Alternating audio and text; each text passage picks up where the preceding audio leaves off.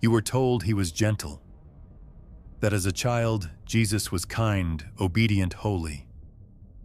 But what if that wasn't the whole story?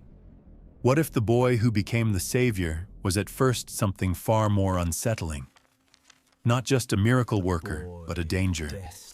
A child with the power of God and none of the restraint.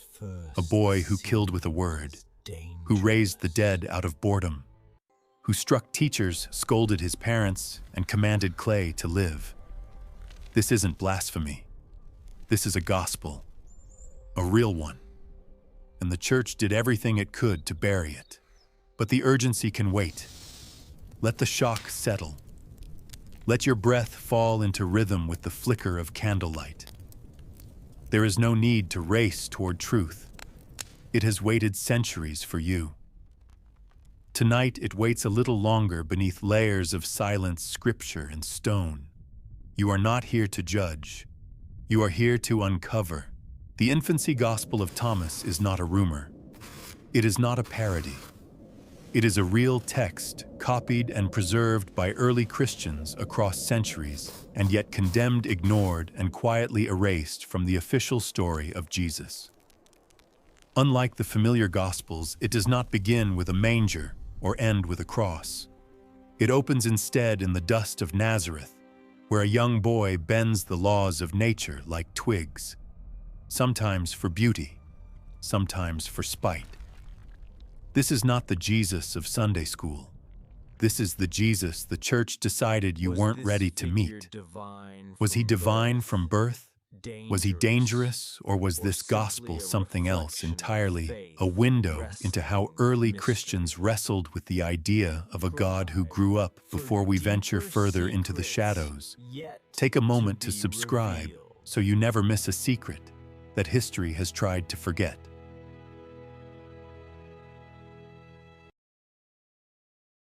No one signs their name.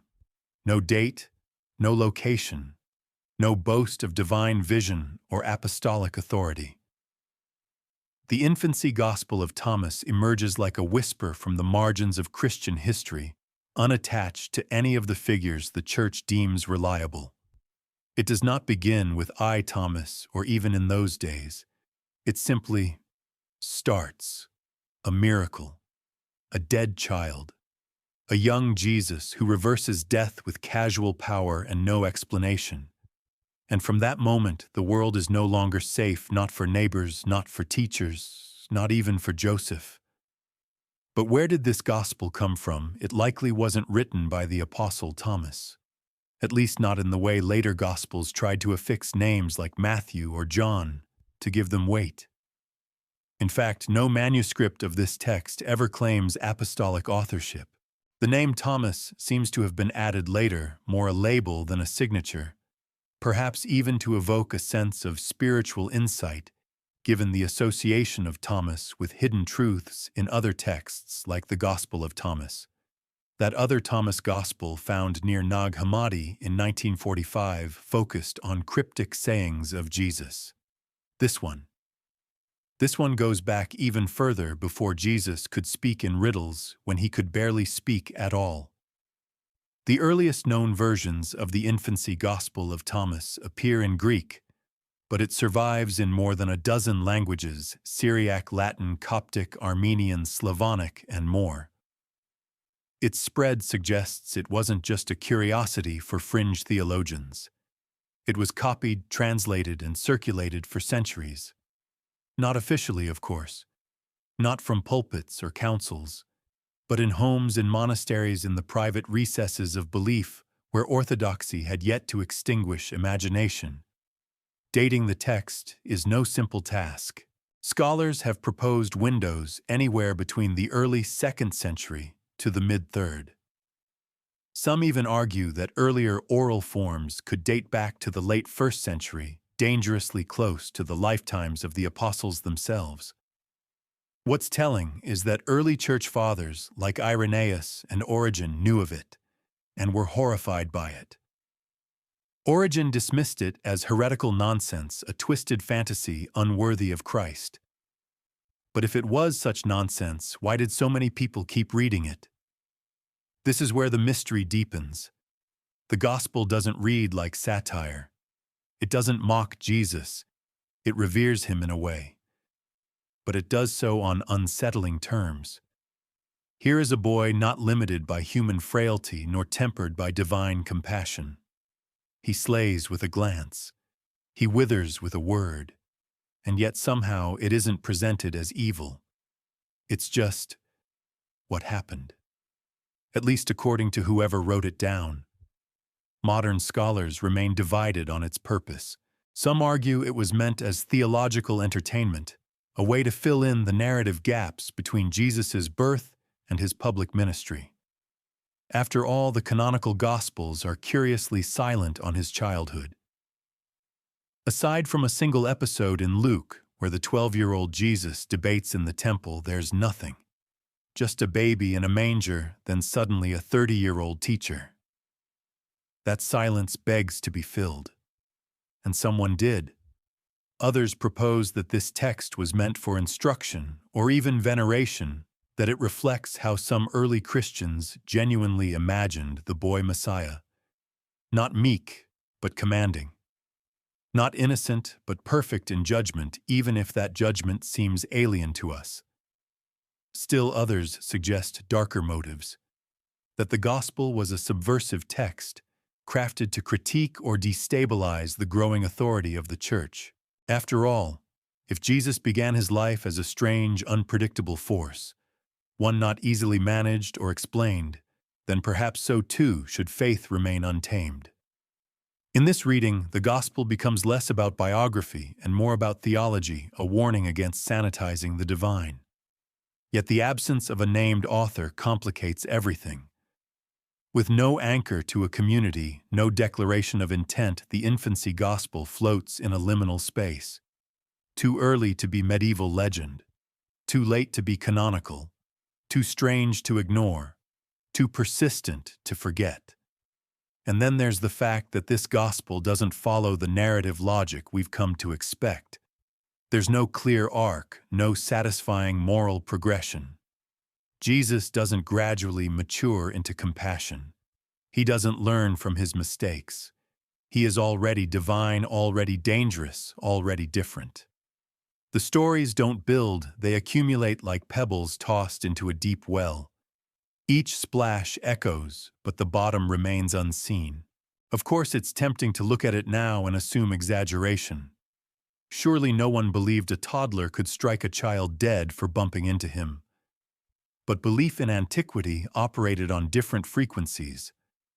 Miracles were not constrained by plausibility. They were measured by meaning. And in the ancient world, especially in apocryphal traditions, meaning often wore the mask of myth. That doesn't mean it wasn't taken seriously. The lack of an author then becomes its own statement. It is a gospel with no father, no claim to authority, no permission. Just a story that refused to die passed from hand to trembling hand, each copyist perhaps wondering if what they were preserving was holy or heretical, or both.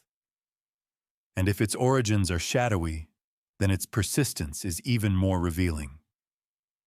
Because despite every effort to erase it, despite denunciation, omission, and ecclesiastical frowns, the Infancy Gospel of Thomas survived. Not in grand halls or ivory towers, but in the folds of time where forgotten things wait. The question is not just who wrote it, it's why. And what kind of Jesus they wanted the world to see.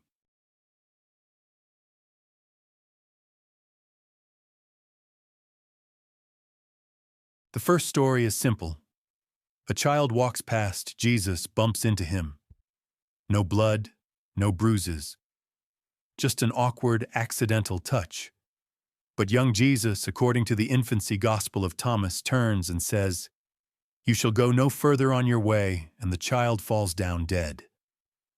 No hesitation, no warning, just death by decree.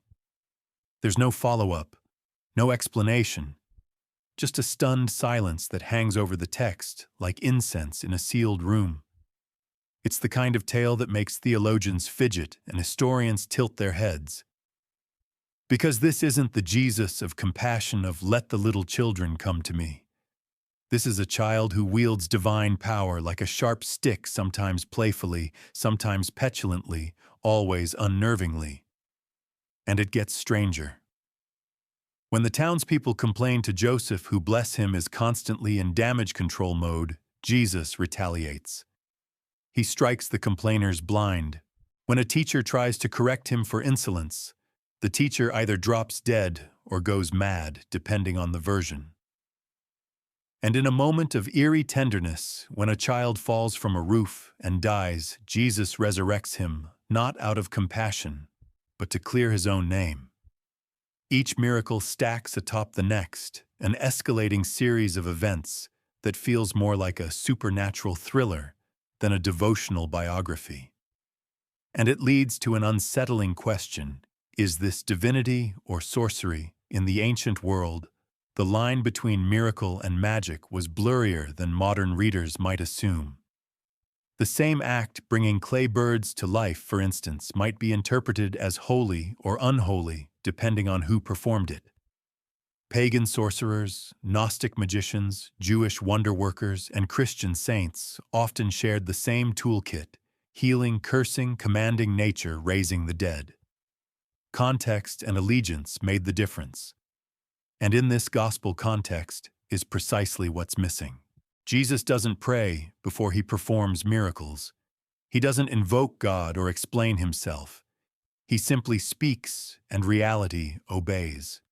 That, historically speaking, is more in line with magical thinking than canonical miracles. Early Christian theologians were painfully aware of this. It's one of the reasons the text was so deeply troubling, because it portrayed a child not learning faith, but embodying raw, unchecked power. Of course, this doesn't mean the Gospel's author intended to depict Jesus as a sorcerer. In fact, some scholars argue the opposite, that this was an attempt to elevate him, to show he was never merely human, never in training, but always fully divine, even in diapers, even with a temper. But that defense leads us into even murkier waters, because if Jesus was always omnipotent, then why was he so unpredictable? Why did he act in ways that seem, if not cruel, at least unnervingly arbitrary? Here's where the debate becomes theological quicksand. Some early thinkers tried to soften the blow by interpreting the stories allegorically. The deaths weren't literal, they suggested they represented spiritual transformation or warnings against irreverence. But the text doesn't seem to support that. It reads plainly, almost bluntly in each episode: a boy speaks, a boy dies. Later he speaks again. The boy lives. There is no suggestion of metaphor. Just cause and effect spoken into existence by a child who might or might not be aware of what he's doing. The tension here mirrors a broader anxiety in early Christianity. What does it mean for God to become flesh? Not just in appearance, but in totality, including all the awkward, sweaty, unpredictable stages of human growth. If Jesus was truly incarnate, then he had to grow to learn to experience frustration and error. But if he was also fully divine, how could he ever sin? Could he be mischievous? Could he be angry? Could he lash out in fear or pride? The Infancy Gospel doesn't resolve this paradox. It leans into it hard. It presents a Jesus who is both supremely powerful and deeply childlike, who punishes and heals with the same spontaneity. In doing so, it offers a portrait of divinity that is unsettlingly honest. Because children, even the best of them, are not gentle angels. They are intense, impulsive, curious, and sometimes destructive. They are, in a word, human. This is perhaps the most shocking thing the Gospel dares to do. It doesn't make Jesus a monster. It makes him a child with unimaginable power. Which, let's be honest, is the premise of every horror movie ever made. And yet, despite the violence and the strangeness, there's a haunting sense of innocence that lingers beneath the stories. Jesus doesn't gloat. He doesn't laugh maniacally. He reacts. He asserts. He corrects. He breaks things and sometimes fixes them. In one version of the story, Joseph confronts Jesus after another troubling episode. He pleads with him to stop, to think of others, to behave. And Jesus responds with what might be the most chilling line in the gospel: "Do not grieve me. For you know that I am yours, and I was made before you." It's not a threat. It's a reminder. A divine mic drop. The child before him, the boy who spilled water and reshaped time, is older than time itself. This leaves us with a difficult but necessary question. Were these stories ever meant to be taken literally? Or were they meant to provoke, to challenge, to make readers confront the uncomfortable tension between flesh and divinity? Some believe the Gospel's author was trying to imagine the unimaginable. What would it look like if God had to go through puberty? If omnipotence had to learn table manners? If the creator of the universe occasionally got grounded? Others suspect it was a deliberate provocation, a kind of theological fan fiction, meant to test boundaries, to explore a Jesus that the mainstream church was too afraid to acknowledge. A Jesus with moods, with mistakes, with magic. The church's reaction suggests that whatever the intent, it was too much, too strange, too dangerous. Because in the hands of ordinary believers, stories like these had the power to reshape how Jesus was understood, not as a distant icon, but as someone raw, unpredictable, and deeply real. And once that door is opened, it's very hard to shut it again.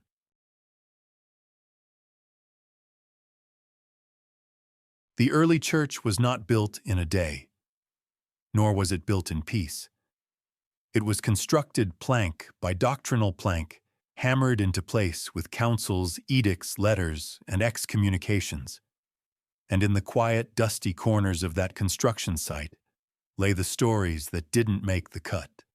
The Infancy Gospel of Thomas was one of them, a text so persistent that it spread across continents, and yet so troubling that the church never permitted it to breathe in the open air. No official council needed to gather and debate its heresy. There was no great showdown, no fiery trial. Instead, the text was quietly shunned. Church fathers mentioned it only to condemn it.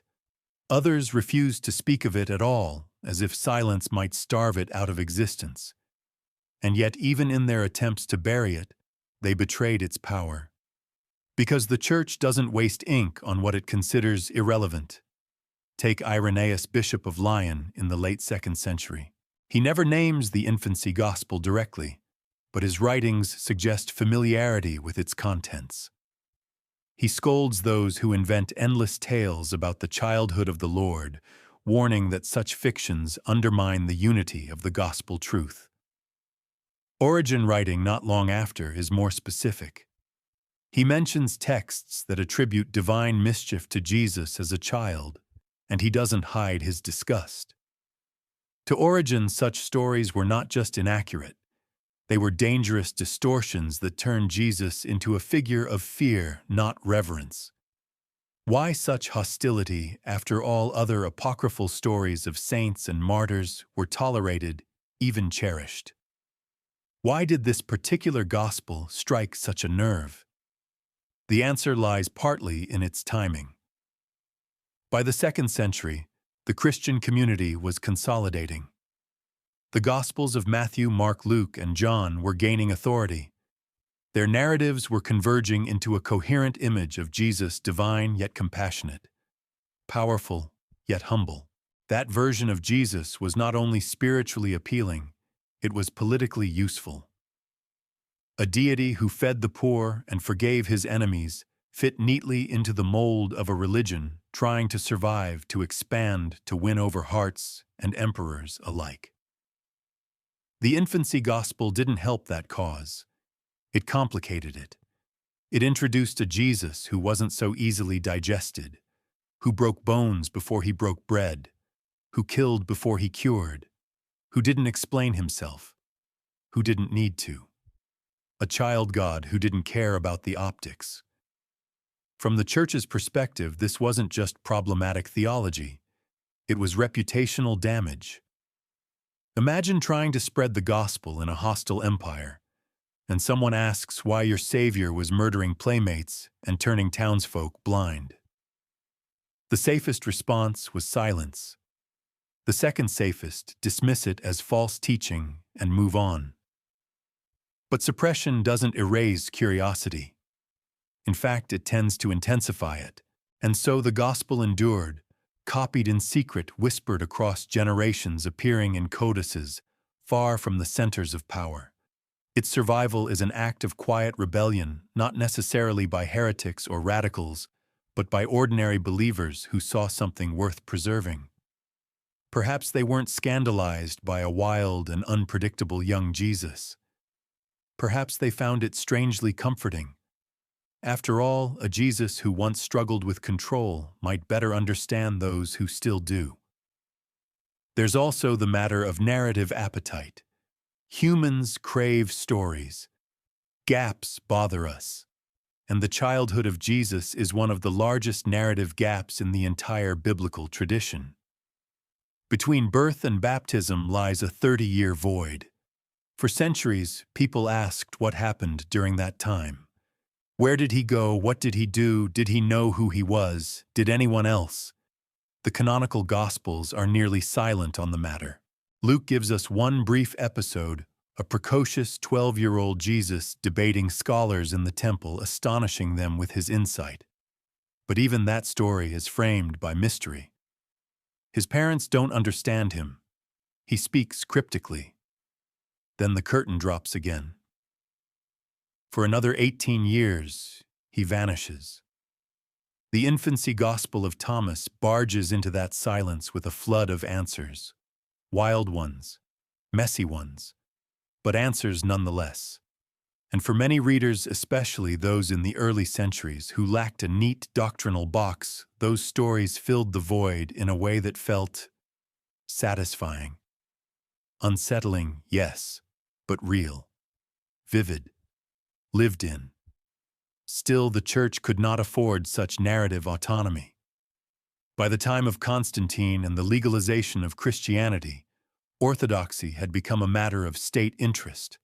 Heresies were no longer abstract disagreements, they were political risks. Alternative portraits of Jesus, especially one so erratic and uncontrollable, became threats to unity, to authority, to the very idea of a church that claimed to know the mind of God. And so the Infancy Gospel of Thomas became a ghost. Not banned outright, for that would require acknowledgement. Just ignored, unread, unpreached, excluded from every canon, every lectionary, every official commentary. It became part of what scholars now call the New Testament apocrypha, a literary orphanage for texts too strange, too challenging, or too beloved to be forgotten entirely. Ironically, that status preserved it. Had it been banned outright, perhaps fewer copies would have survived. But because it was never quite declared heretical, it lingered in the shadows. Monks copied it, translators passed it down, storytellers drew from its imagery, and century after century, it slipped just beneath the radar. Today, it is no longer hidden. You can read it in full. Scholars debate it. Some theologians even defend it.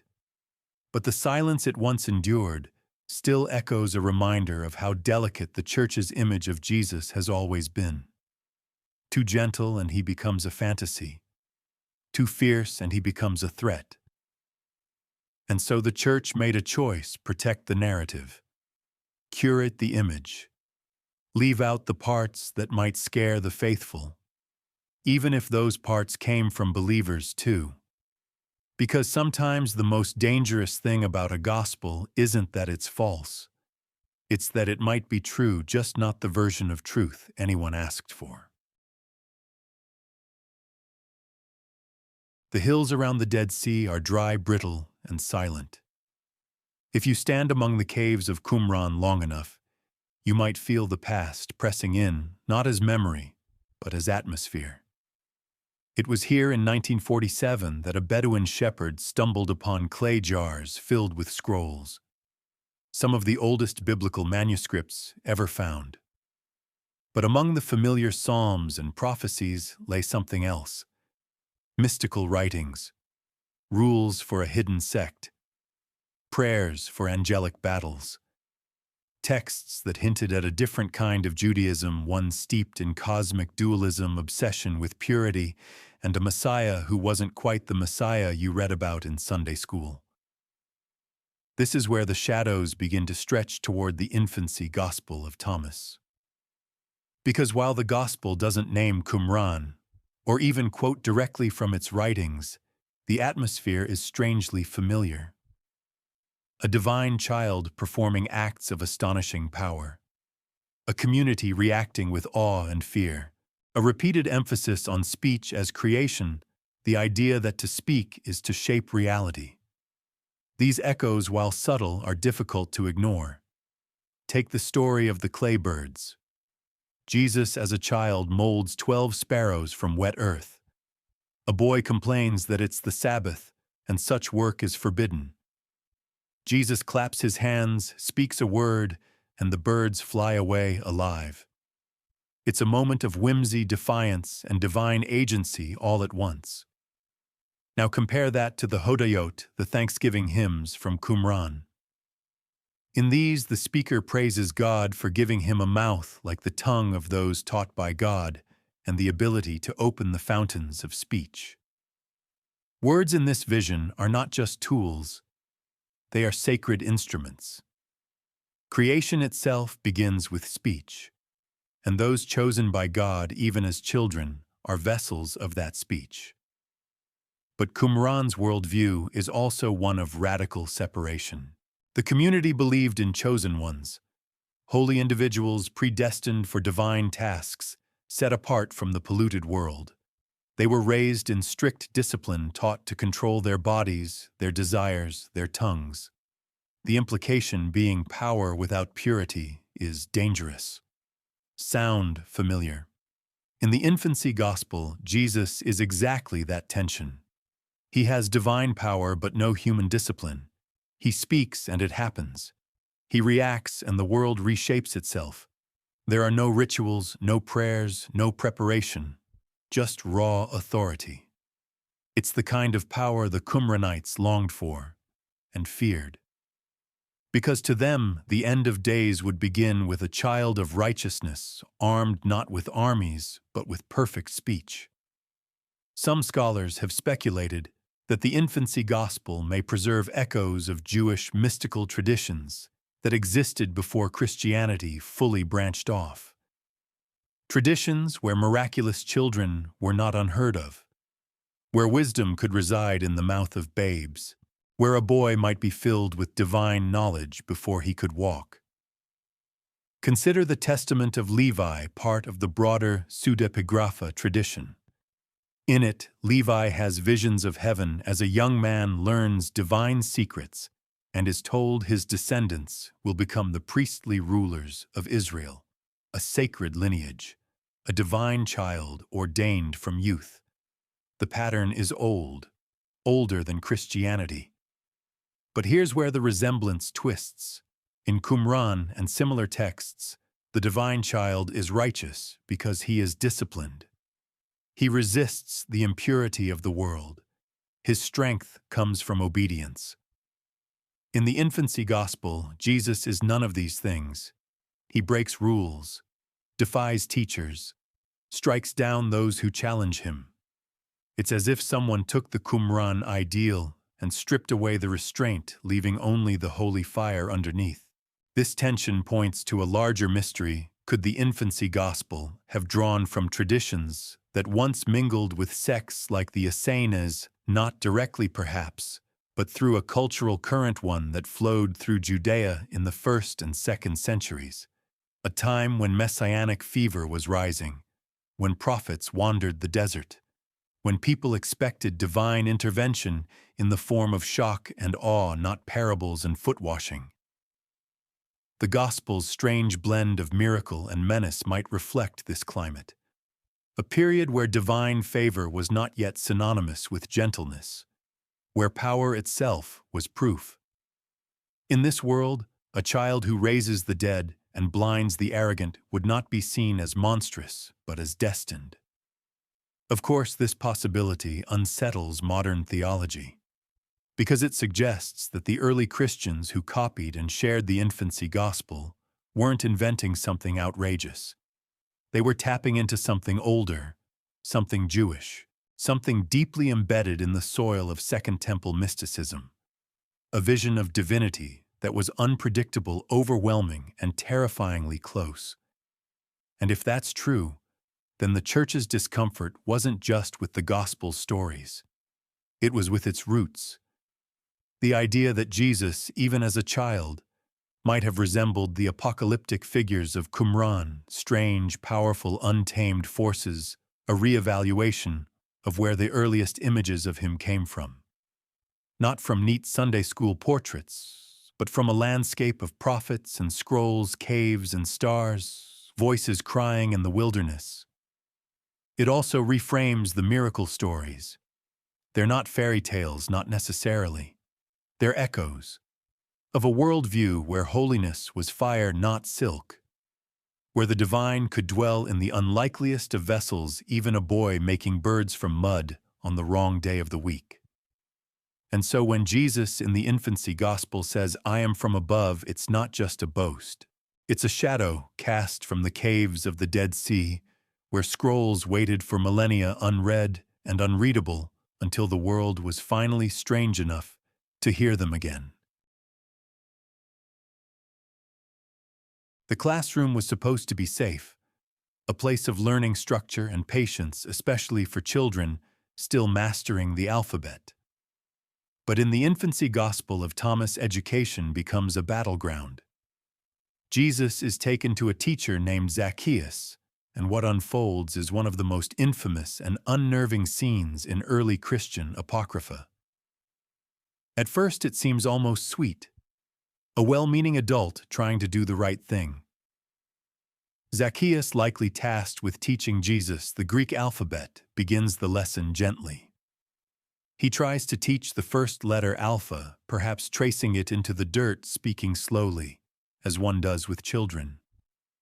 But Jesus interrupts. He claims he already knows the alphabet, every letter, every sound, every hidden meaning.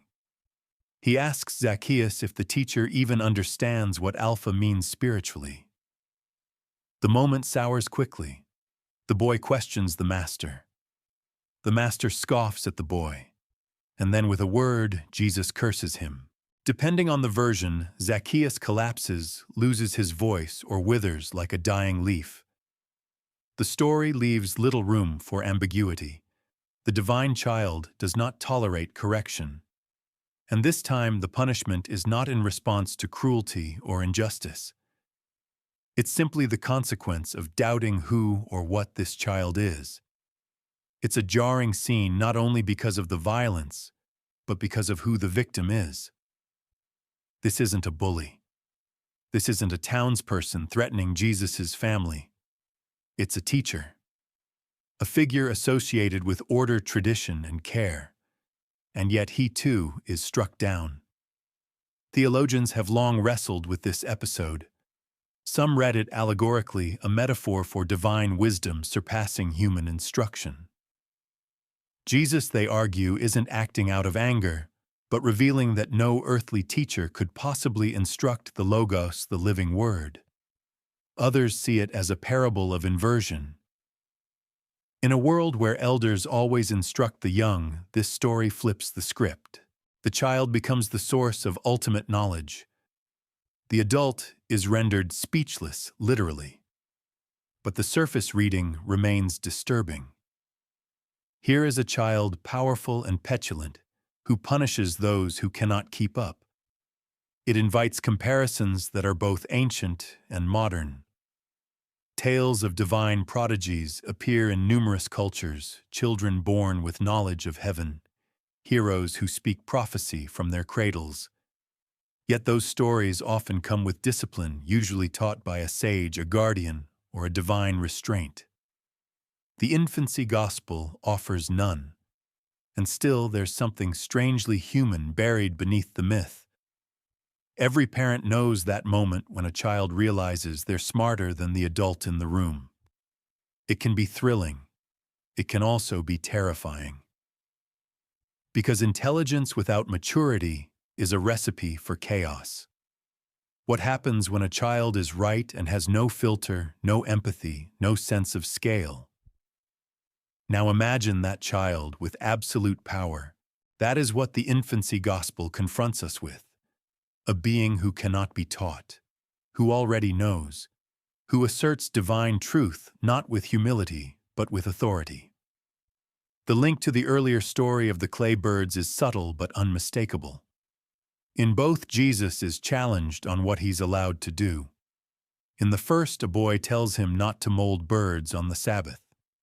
In this, a teacher tries to educate him.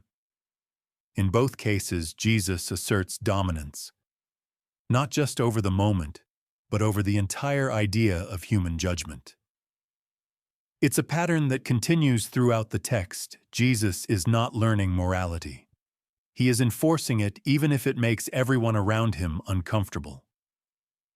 Historically, this posed a massive problem for the Church. Because one of the central dogmas of Christian theology is that Jesus grew in wisdom and stature, that he learned, that he submitted to human experience. A God who refuses to learn disrupts that entire framework. It paints a portrait of incarnation that feels less like humility and more like cosmic intrusion. And yet it's worth remembering that the canonical Gospel of Luke offers a distant cousin to this moment. At age 12, Jesus stays behind in the temple debating teachers. When Mary and Joseph find him, he seems unfazed. "Did you not know I must be in my Father's house?" he asks. The line walks a fine line between divine calling and teenage defiance. It's the only canonical story of his youth, and even it hints at tension, at a mind too sharp to be contained. The Infancy Gospel, in contrast, leans all the way in. The 12-year-old in Luke is precocious. The 5-year-old in Thomas is unstoppable. So what are we meant to make of Zakius, a tragic figure, a cautionary tale? Or perhaps something more, a stand-in for every institution that thought it could manage God? Because that is perhaps the deepest wound this story delivers. It reminds us that the divine is not always polite, that sometimes it cannot be corrected, it cannot be coaxed into conformity, it simply is. And in that light, the story becomes less about violence and more about rupture. The breaking of old models, the failure of pedagogy, the collapse of control. Zakius in this telling is the first casualty of that collapse. But he won't be the last.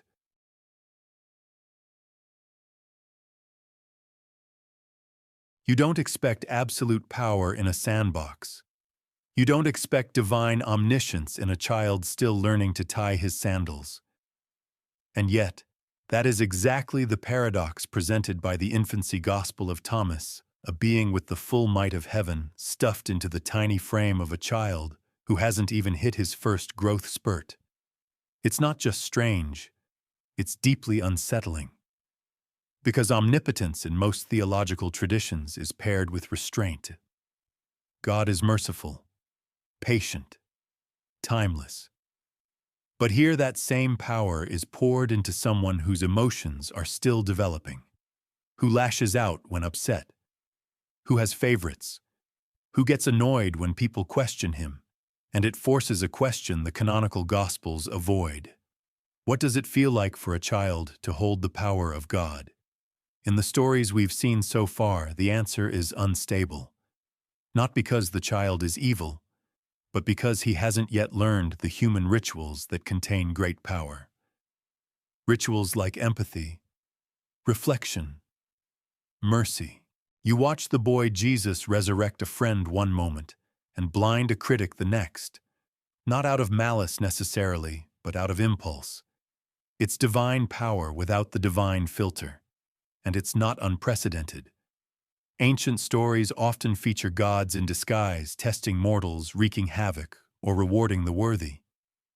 But those gods are almost always distant from childhood. They arrive fully formed, powerful, yes, but predictable in their divine roles. The idea of a developing god of a child who must grow into his omniscience is virtually unheard of in antiquity. The Infancy Gospel, then, isn't just controversial, it's genre-defying. There's an obscure thread in early Christian thought that tries to make sense of this. It suggests that Jesus, while fully divine, veiled his power in his humanity, that he chose not to use his full knowledge or strength until the time was right. But the Infancy Gospel shreds that veil. It shows a child who doesn't hold back, who doesn't wait, who doesn't ask permission, and more importantly, one who isn't corrected, only feared. This portrayal challenges the comforting idea that Jesus as a child was all sweetness and light. In this text, he is other. Not because he's cruel, but because he is beyond human comprehension. He behaves more like a cosmic force of nature than a member of the local synagogue. And yet this Jesus is not just wielding power for spectacle. Often he uses it to protect. In one scene, a neighbor insults Mary, mocking her for the strangeness of her son. Jesus responds with a miracle that silences the critic, sometimes by speechlessness, sometimes by a sudden infirmity. It's harsh, but it's also familial, defensive, almost loving. Therein lies the emotional complexity. This is not a cartoon villain or a reckless demigod. This is a child who feels deeply but acts quickly. He does not yet temper his instincts. He enacts them, and when his instincts align with divine will, the result is terrifying. Which leads to a deeper question: is omnipotence even compatible with childhood? Can there be innocence when nothing is beyond your control? Can there be growth when every lesson is already known? The gospel never answers this.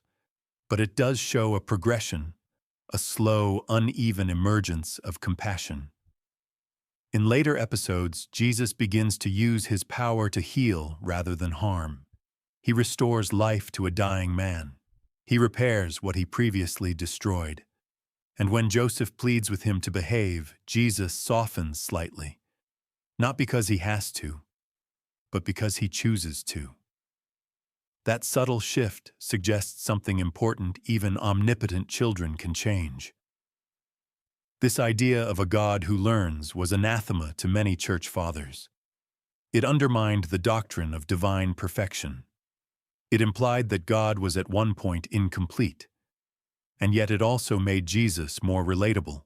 Because isn't that what it means to be human, to change, to wrestle with power and responsibility and empathy and come out the other side better for it? The Infancy Gospel invites you to witness that struggle in a divine context. Not just to marvel at miracles, but to feel the unease of watching someone with infinite power stumble through finite experience. It's Superman without the cape. A being who doesn't yet know how to carry the weight of what he is. And that emotional texture sets this gospel apart. In most early Christian literature, Jesus is portrayed as static, wise, calm, unwavering. But here he is dynamic, reactive, conflicted, not in sin but in sensation, not in doctrine but in development. It's worth noting that in Jewish mysticism, especially among early Merkabah traditions, there are stories of young prophets or scribes being overwhelmed by divine vision, falling ill, losing speech, even dying temporarily from the experience. In those tales, the divine isn't gentle. It is fire, storm, glory too bright to survive. The Infancy Gospel draws from a similar emotional register. The divine is not made small here. It is made intimate, and in intimacy it becomes dangerous. There's also the lingering callback to Zakius, the teacher Jesus struck down. That episode is often dismissed as excess, But what if it wasn't about punishment? What if it was the first clumsy attempt at asserting identity? A child who knows he is divine but has no language to express it yet, so he lashes out. Not to destroy, but to be seen. In this light, the entire gospel becomes something different. Not blasphemy, not fantasy, but a theology of tension. A portrait of God that includes the awkwardness of becoming.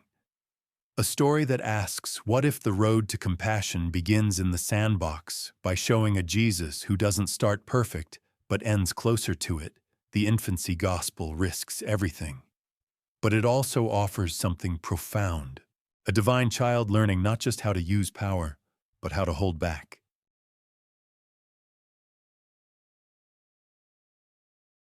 He doesn't ask questions, he declares.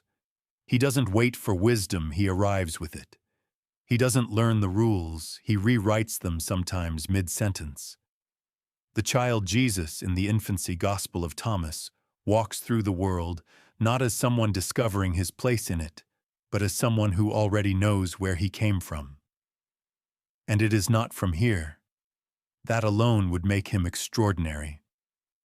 But layered beneath this sense of self-possession is something even stranger, the distant shimmering trace of Gnosticism.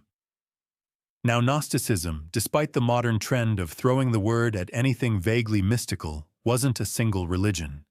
It was a kaleidoscope of early Christian movements, each with its own cosmology symbols and secret knowledge. What they shared was a belief that the world was broken not by accident, but by design.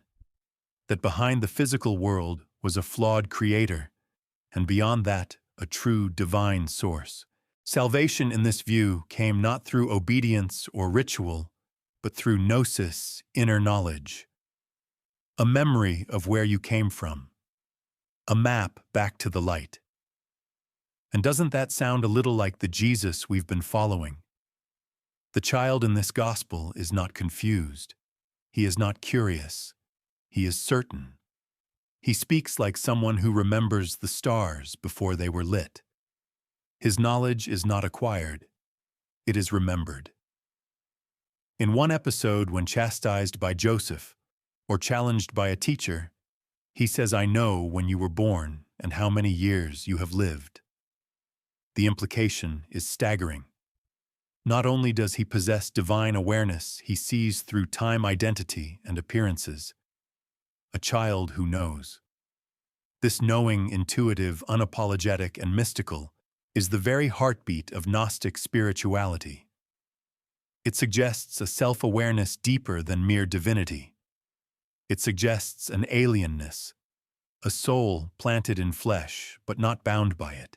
And that idea, more than any violent miracle or scandalous outburst, is perhaps why this gospel was quietly buried. Because it presents a Jesus who doesn't become divine through baptism or resurrection. He begins that way. And the danger of that image, especially in the eyes of a church, building a unified theology, was immense. If Jesus was always this way, if he didn't grow into his role, then maybe others could claim the same spark. Maybe the line between Savior and Seeker was thinner than it seemed. Consider the Gospel of Thomas, another text outside the canon revered in some early communities. It contains no narrative, just 114 sayings attributed to Jesus. One of them reads, "If you bring forth what is within you, what you bring forth will save you." That idea of salvation through inner knowledge is pure Gnostic current. And while the Infancy Gospel doesn't preach in aphorisms, its stories thrum with the same pulse. Jesus isn't learning to be holy. He's reminding the world that he already is. Of course, there's no smoking gun, no passage where the Gospel directly references Gnostic cosmology. There's no mention of archons or aeons, no layered heavens or flawed creators. But the mood is unmistakable. The Jesus here is detached from the material world. He plays with clay but animates it into life. He eats but never seems bound by hunger. He is raised by parents but obeys no one. He exists in the world but not of it, a classic Gnostic tension. One obscure interpretation explored by fringe scholars in the early 20th century suggests that this gospel preserves a veiled teaching tradition not meant for public worship, but for initiates. That the stories of Jesus killing and resurrecting children were never about literal events, but symbolic deaths of ignorance followed by spiritual awakening. The child who dies is the one trapped in material delusion. The one Jesus restores is the soul that receives gnosis, far-fetched maybe, but not unheard of. Gnostic texts were masters of metaphor, and in that context, even the unsettling could become sacred. And yet this gospel never fully leans into dualism. It does not explicitly reject the world or curse the body. That's what makes its flirtation with Gnostic themes so intriguing. It's as if it exists in a liminal space on the threshold between emerging orthodoxy and secret knowledge. Too mystical for the bishops, too grounded for the mystics. This balance may reflect the communities that preserved it. Groups on the periphery of Christian power in Syria, Egypt, or Mesopotamia who honored Jesus but were not bound by Rome's theological frameworks. These were believers who didn't need creeds carved in stone. They had stories. Stories passed down in the flicker of oil lamps copied in shaky hands onto worn parchment, whispered in languages the empire couldn't always translate. Stories of a child who knows. There's also the curious matter of emotional detachment. Throughout the Gospel, Jesus performs miracles with minimal commentary. He does not grieve. He does not rejoice. He simply acts. This impassive demeanor is not unlike that of Gnostic redeemers who descend into the world, not to empathize with it, but to liberate those trapped inside it. Emotion in those texts is often a product of illusion, the distraction of the flesh. Contrast that with the Jesus of the canonical Gospels who weeps, who angers, who loves, who suffers. The boy in Thomas does none of these things. He is, if anything, above such responses. And whether that's a sign of divine clarity or divine coldness depends on the lens you use. All of this adds a chilling possibility to the tapestry that the Infancy Gospel of Thomas was not just rejected because it was weird or violent, but because it offered a Jesus that could not be owned. A Jesus who belonged to no dogma, who came not to explain heaven, but to embody it even in miniature, even in childhood. And that more than anything is what orthodoxy could not tolerate. A God who did not need to wait for Golgotha to be divine. A child who remembered the light before the world had names for it. The body count is small, but the chill it leaves behind is far more lingering than blood or battlefield. In the Infancy Gospel of Thomas, death comes quickly and without remorse. Not because Jesus is evil, but because he simply doesn't react the way you expect. There is no pause, no pity, no grief. A boy bumps into him, he dies. A parent complains they're struck blind. A teacher mocks him gone. The pattern repeats not out of escalating vengeance, but with a strange mechanical certainty. Cause, word, effect. And that's what makes it so eerie. Not the violence itself, but the calmness around it. These are not acts of cruelty in the human sense. They are acts of correction, as if Jesus is trimming a hedge that's grown too wide. Not angry, just tidying up. In earlier moments, we saw him clash with Zakius, the doomed teacher. We saw him raise the dead not out of compassion, but to silence gossip. Each miracle is surgical targeted and deeply impersonal. This isn't the Jesus who weeps at Lazarus's tomb. This is someone for whom death is reversible and therefore unremarkable. And therein lies the disconnect. Because for everyone else in the story, Mary, Joseph, the neighbor's death is still death. Fear is still fear. They are living in the emotional world of flesh and fragility. Jesus is not. Which raises an uncomfortable question: does this child understand suffering not in the abstract, but in the gut? Does he feel what others feel, or is that empathy still forming like language, like bone, like restraint? The gospel doesn't give us an answer, but it does keep showing us moments that push the question closer to the surface. In one passage, Jesus is asked why he killed a boy. He says calmly that the child deserved it. No wrath, no pleasure. Just a moral equation solved instantly. A conclusion only he can see. And this, perhaps even more than the miracles, is what disturbed the early church the most.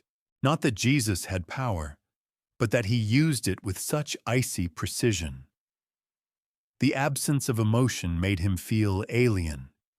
Divine, yes, but in a way that humans couldn't embrace. A God with all the force of heaven and none of the hesitation. Compare this to the canonical portraits. In the Gospel of Matthew, Jesus feeds the hungry. In John, he comforts the grieving. In Mark, he sighs with frustration, but also heals. There is texture to his emotions. You feel that he feels. But in the Infancy Gospel, there is no such richness. There is power wielded without joy, sadness, or remorse. And yet, curiously, there's no cruelty either. That's the contradiction. Jesus doesn't gloat. He doesn't enjoy the damage.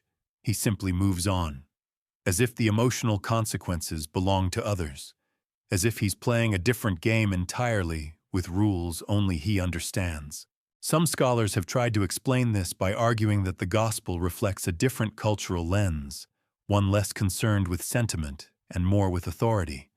In the ancient world, especially in Near Eastern traditions, a ruler or divine figure was expected to demonstrate dominion, not affection. Kindness was admirable but not essential. Power was. And in this context, a child who punishes with impunity is not a monster. He is a sign, a warning, a presence that demands reverence, not hugs. But still, for modern readers, the absence of compassion leaves a hole in the narrative. We don't want omnipotence without heart. We don't want miracles without mercy. We want the version of Jesus who tells us stories and hugs children, not the one who vaporizes them. And yet the gospel begins to shift. In the latter episodes, Jesus begins to heal more than harm. He restores a man's limb. He helps his father with carpentry. He brings joy, not just awe. The edge softens not into sentimentality, but into something like grace. It's as if the child is beginning to see the weight of his actions. Or perhaps the author is beginning to imagine what divinity might look like when filtered through compassion, not just judgment. One moment in particular stands out. A neighbor approaches Jesus frightened but desperate. Someone in the village has fallen ill, and for once there is no rebuke, no lecture, no punishment. Jesus simply heals, without being asked twice, without being challenged. It is the closest thing to unprompted kindness in the entire text, and while it is brief, it is seismic. Because it suggests that the Jesus we know, the teacher, the forgiver, the shepherd, might not be missing from this story. He just hasn't arrived yet. And that's where the earlier death miracles take on a new kind of meaning. Not as theological horror, but as the growing pains of incarnation. What if these weren't expressions of divine cruelty, but the byproducts of divine power unmoored from human empathy? What if this gospel is showing us what it feels like for God to become human, not all at once, but slowly, clumsily, even painfully? We often speak of Jesus as fully God and fully man, but we rarely imagine what the transition between those two poles might look like. The Infancy Gospel dares to. It portrays a God learning how to live with weakness, not his own, but everyone else's. And in doing so, it forces us to ask a deeper question: is compassion learned? Can it emerge not from teaching, but from watching others suffer. Is it possible that omniscience alone isn't enough, that love to be real must be experienced from below, not just above? In the silence between miracles, in the fear etched into Mary's face, in the way Joseph steps between the townspeople and the boy with shaking hands, the gospel lets you glimpse the answer. Power without compassion is not just dangerous, it's lonely. And perhaps that is why the boy Jesus begins ever so slightly to change.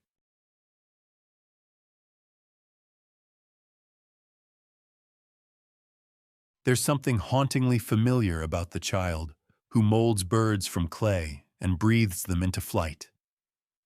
Not because it's a story you heard in church, but because deep in the sediment of mythologies older than Christianity, such tales have been told before. In Egypt, a boy god named Horus was worshipped as the embodiment of divine power in miniature. He fought dark forces before he was fully grown. In Greece, Hermes, barely out of his swaddling clothes, stole Apollo's cattle, crafted the lyre, and charmed his way out of punishment with such finesse that he was made a god of trade and trickery before he could walk properly. Even the Roman Cupid, childish in appearance but terrifying in influence, struck gods and mortals alike with a flick of his bow. So when Jesus in the Infancy Gospel of Thomas performs wild and unmediated miracles, when he blinds, kills, heals, and commands nature, he is not entirely alone. He walks in the long shadow of divine children, whose stories already existed in the imagination of the ancient world. And the question is unavoidable. Did this gospel borrow from them, or more intriguingly, did it answer them? By the 2nd century, Christianity was not a fringe cult hiding in caves. It was becoming a cultural contender, jostling for narrative space alongside the gods of Olympus, Babylon, and Alexandria. Stories were currency. Myths competed. And a child god innocent in form, infinite in power, was a potent archetype. But unlike the pagan myths, which often celebrated the whimsy or cleverness of divine youth, the Infancy Gospel of Thomas presents something colder, more alien. Hermes plays tricks, Cupid causes mischief, but young Jesus dismantles reality without blinking. He doesn't hide, he doesn't charm. He simply is eternal will wrapped in tiny hands. That difference may reflect more than just theology. It reflects purpose. Pagan child gods often exist to entertain or to explain natural phenomena. They embody fertility, love, transition. They are metaphors wrapped in narrative sugar. But the child Jesus in this gospel is not metaphor. He is force. He doesn't symbolize power. He uses it with a level of authority that demands surrender, not applause. And yet similarities remain. The story of Jesus animating clay birds, for instance, has clear analogues in Egyptian temple rituals, where priests would breathe life into statues of Horus or Osiris through incantations and touch. In some versions of Greek myth, Prometheus forms man from clay, another act of sacred animation. That idea, the breath of life entering the inanimate, is not new to the gospel, but it is reframed. Here it is not ritualized. It is spontaneous. Divine play, maybe, or divine instinct. And perhaps that was the point. For an ancient audience steeped in polytheistic traditions, these resonances would not have gone unnoticed. A reader in 2nd century Alexandria or Antioch would hear the echo of Horus in Jesus of Hermes, in his precocity of Dionysus, in his paradox, young and ancient, joyful and wrathful. But they would also see the difference. This gospel wasn't imitating. It was overriding. It was saying, you think you've seen a child God, let me show you one who doesn't play. That distinction mattered. Because Christianity was not only trying to define who Jesus was, it was trying to define who he wasn't. And the Infancy Gospel of Thomas, strange as it is, participates in that argument. It stakes a claim in the crowded pantheon of divine narratives. It says here is a child with real authority, not born from myth, but from heaven. And yet the unease remains. Because while the gospel positions Jesus as superior to the gods of old, it does so by embracing many of the same emotional tensions. Like Horus, he is isolated. Like Hermes, he cannot be controlled. Like Dionysus, he shatters boundaries between child and God, innocence and judgment, play and punishment. That tension pulses through the narrative.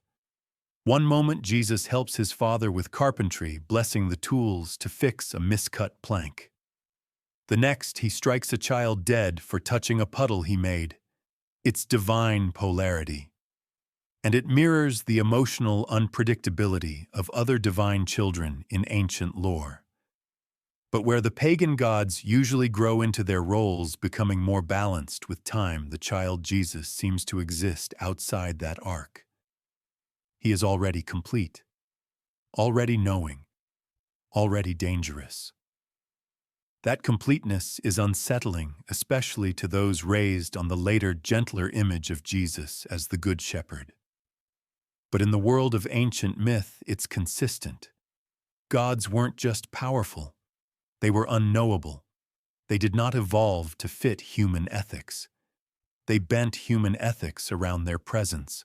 The Infancy Gospel intentionally or not reactivates that old instinct that to be divine is to be disturbing. And perhaps that is what the Church feared most. Not that this gospel copied pagan stories, but that it felt like them. That it placed Jesus among the gods of myth, not as an alternative, but as a participant, a child of power, a breaker of rules, a miracle in motion with no leash. It's easy to forget after centuries of theological smoothing that the early Christians lived in a world full of gods. Shrines on every corner, offerings on every threshold. And in that context, Jesus was not competing with reason. He was competing with stories. This gospel, for all its strangeness, was a weapon in that competition. And it fought not by being gentle, but by being greater, more shocking, more commanding, less explainable. So when you hear that Jesus formed birds from clay, don't dismiss it as fantasy. Hear instead the echo of ancient myth and the fierce attempt to outdo it. The Infancy Gospel of Thomas was not written to comfort. It was written to conquer. To show that the child at its center was not one of many divine children. He was the only one who didn't need to ask permission. You can feel the shift before you can explain it. The storm begins to quiet. The fire stops roaring. The boy who once blinded his neighbors and silenced his critics with a glance begins slowly to heal more than he harms. The Infancy Gospel of Thomas doesn't announce this change. There's no trumpet, no angel, no flashing neon sign. But somewhere between miracle and mayhem, the tone bends not into softness, but into something like control. At first, it's barely perceptible. A carpenter's mistake is corrected. A sick child is restored without anger. A hurt man is healed not to prove a point, but simply because he was hurting. The divine child begins to act more like the adult redeemer we've come to expect, not entirely, not consistently, but noticeably. The chaos hasn't stopped. It's just decelerated. And this narrative bend has puzzled scholars for centuries. The first half of the gospel reads like a divine temper tantrum. The second half, like Sunday school, with a slightly haunted edge. It's as if the manuscript was stitched together from two different sources, one reveling in power, the other whispering mercy. And yet the transition is smooth enough to raise the possibility that it's intentional, that the gospel is showing, not telling, a process of divine maturation. Of course, this notion is deeply theologically problematic. The idea that Jesus had to develop emotionally or ethically strikes at the heart of early Christian orthodoxy. If Jesus was perfect from the beginning, then growth implies incompletion. It suggests that divinity was learning on the job and that God had to figure out how to be good. That makes many uncomfortable. Understandably so. And yet the Infancy Gospel leans into the discomfort. There is no direct explanation for the change. But the episodes stack with increasing calm. Jesus does not lose power. He gains focus. Where once his miracles were reactive and punitive, they become increasingly purposeful, restorative, even redemptive. In one story, a boy cuts his foot on a roof tile. Blood, fear, confusion. And Jesus, the same child who once killed a playmate for a bump, heals him gently, without spectacle, without consequence. No one is struck blind. No one dies. No one trembles. It is an act of compassion without provocation. It is, for lack of a better word, human. This slow evolution in tone opens up new interpretive possibilities. Perhaps the gospel isn't stitched together from two competing sources, but crafted as a narrative arc, a theological experiment in progress. What does it look like for divinity to grow into itself? Could the gospel be suggesting that omnipotence and compassion are not always born together, but must be reconciled? And if so, does that reconciliation take place in front of us? That possibility echoes certain strains of Jewish midrash, where biblical figures are not moral paragons from the outset, but complicated, evolving characters. Moses kills an Egyptian before he becomes the lawgiver. Jacob cheats his brother before becoming Israel. Growth is not scandalous, it's sacred. The early church, however, was building toward creeds, toward perfection, and this portrayal of Jesus as morally developing even in the slightest was simply too volatile to canonize. Better to preserve him as the eternal Word, fully formed, untouchable. The child in Thomas didn't fit the mold, so he was buried in parchment and silence. But not completely. The gospel survives precisely because of this duality. It has two faces, one that frightens and one that comforts, one that kills with a word and one that heals with a touch. Readers across the centuries have been drawn to that tension because it mirrors our own. We too are beings of power and fragility. We too lash out before we know how to love well. And so this Jesus, this strange, wild, unpredictable child, may reflect not just a theological idea, but a human one, a portrait of what it feels like to carry too much power before knowing what to do with it. And the shift in tone may not just be about Jesus, it may also be about the author. Because as the gospel unfolds, there's a growing sense of purpose. The stories move away from shock and toward insight. They stop asking, "What can Jesus do?" and start asking, "What does he choose to do?" And that is where the echoes of canonical Jesus begin to rise in choice, not just ability. One moment he is helping Joseph in the workshop. The wood is miscut a beam too short, a common carpenter's mistake. Instead of scolding, Jesus stretches the beam to fit, making the work whole again. It's a miracle with no victim. Just quiet, precise kindness. A moment of divine repair, not punishment. That moment calls back faintly to the earlier, crueler days of rooftop deaths and blind accusations. It suggests that even miracles have learning curves, that perhaps power means little without empathy, that perhaps divinity in its most intimate form is not expressed in control, but in restraint. The two faces of this gospel don't cancel each other out. They inform each other. The terror makes the tenderness more profound. The punishment makes the grace more meaningful. You do not meet a domesticated God here. You meet a God with wild roots and growing limbs, learning how to inhabit human form without breaking everything it touches. And maybe that's the most honest portrayal of incarnation we've ever been given. Time has a way of sanding the sharp edges off controversy. By the time a gospel is labeled apocryphal, it often sounds quaint rather than dangerous.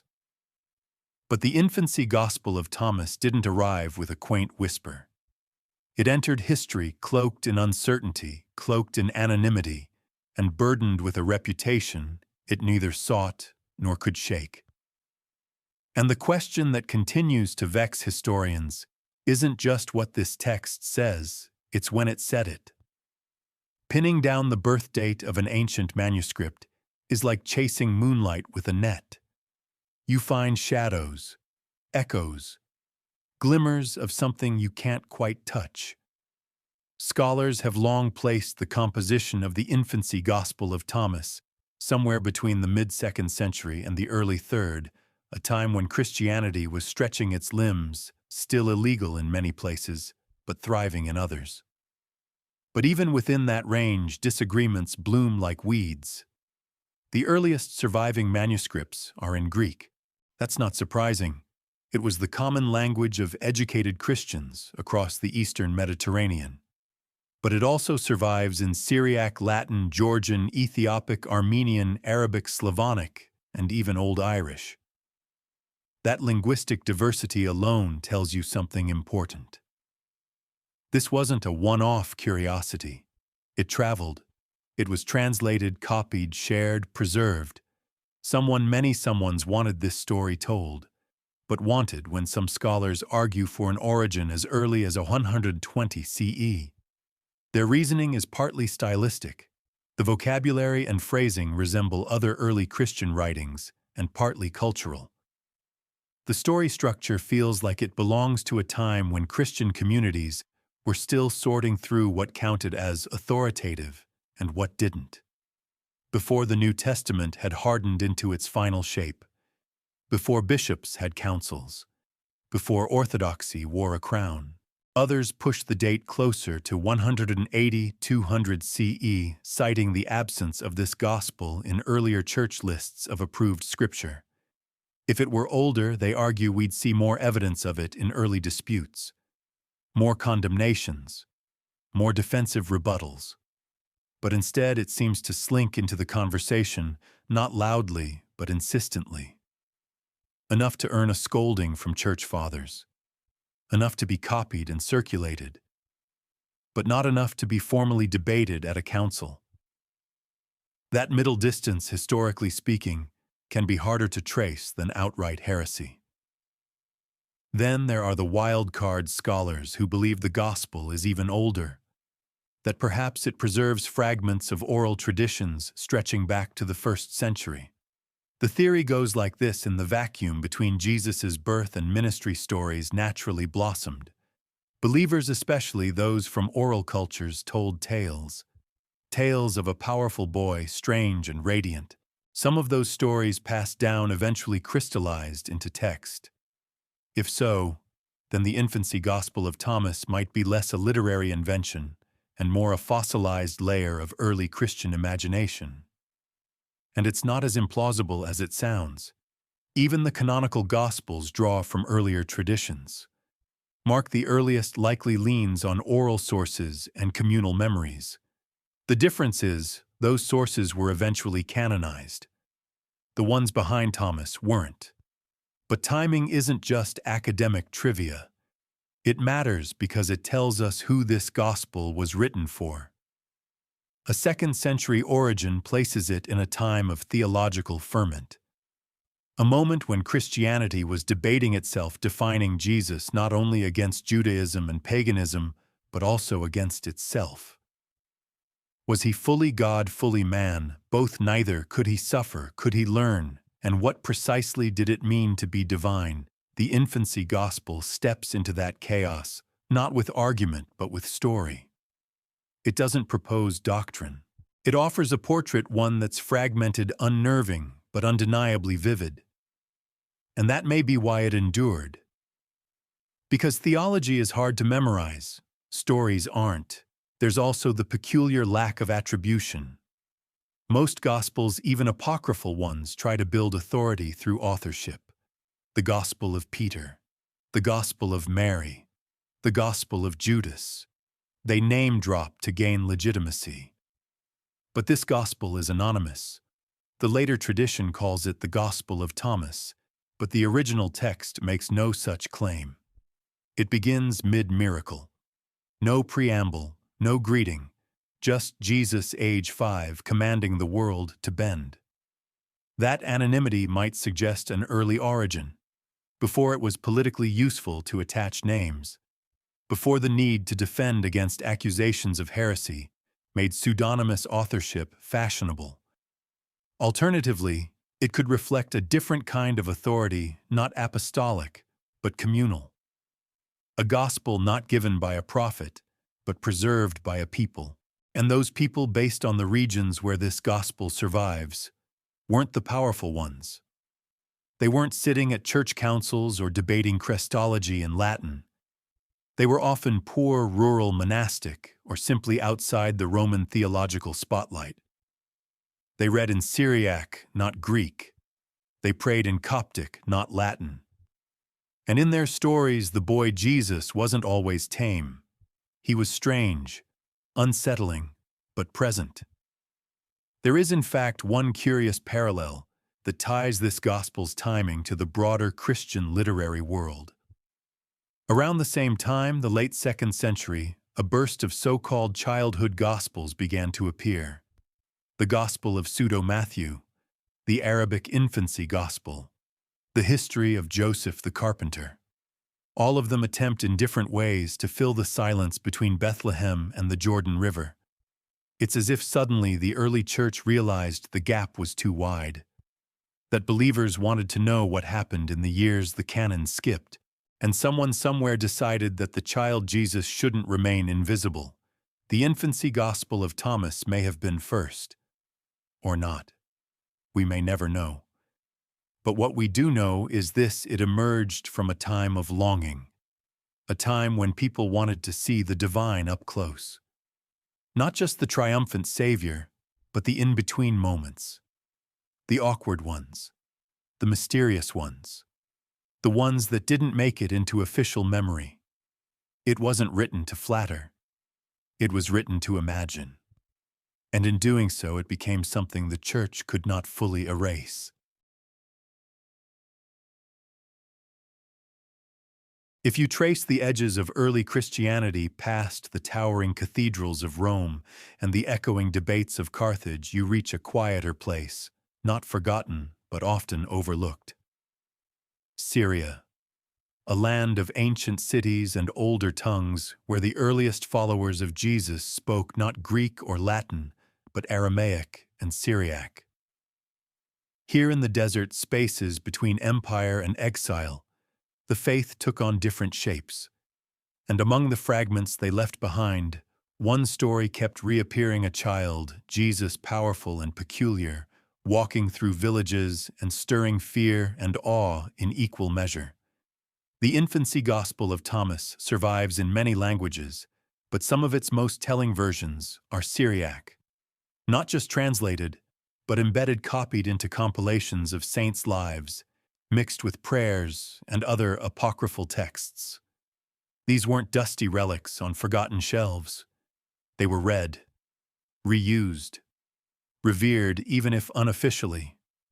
And that's where the trail gets interesting. Syrian Christianity was never quite at ease with the theological formulas of the Western Church. It developed its own flavor of mysticism, its own approach to Christ's nature. While Rome was drafting creeds, Syria was writing poetry hymns that blurred the line between human and divine sin and sanctity. The most famous Syrian Christian writer, Ephraim the Syrian, described Christ as milk in the mouth of a child and yet fire in the heart of God. That tension, intimate yet overwhelming, is the very heartbeat of the Infancy Gospel of Thomas. It's not just theological, it's cultural. In many early Syriac texts, Jesus is portrayed not as an abstract idea, but as a living presence deeply involved in human experience, yet always just out of reach. His miracles are not polished. They are abrupt, mysterious, often unsettling.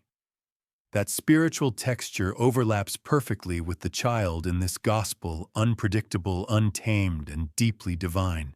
One obscure Syriac manuscript of the Infancy Gospel even preserves stories not found in Greek versions. Little additions, tiny flourishes, details that emphasize reverence or humility or theological subtlety.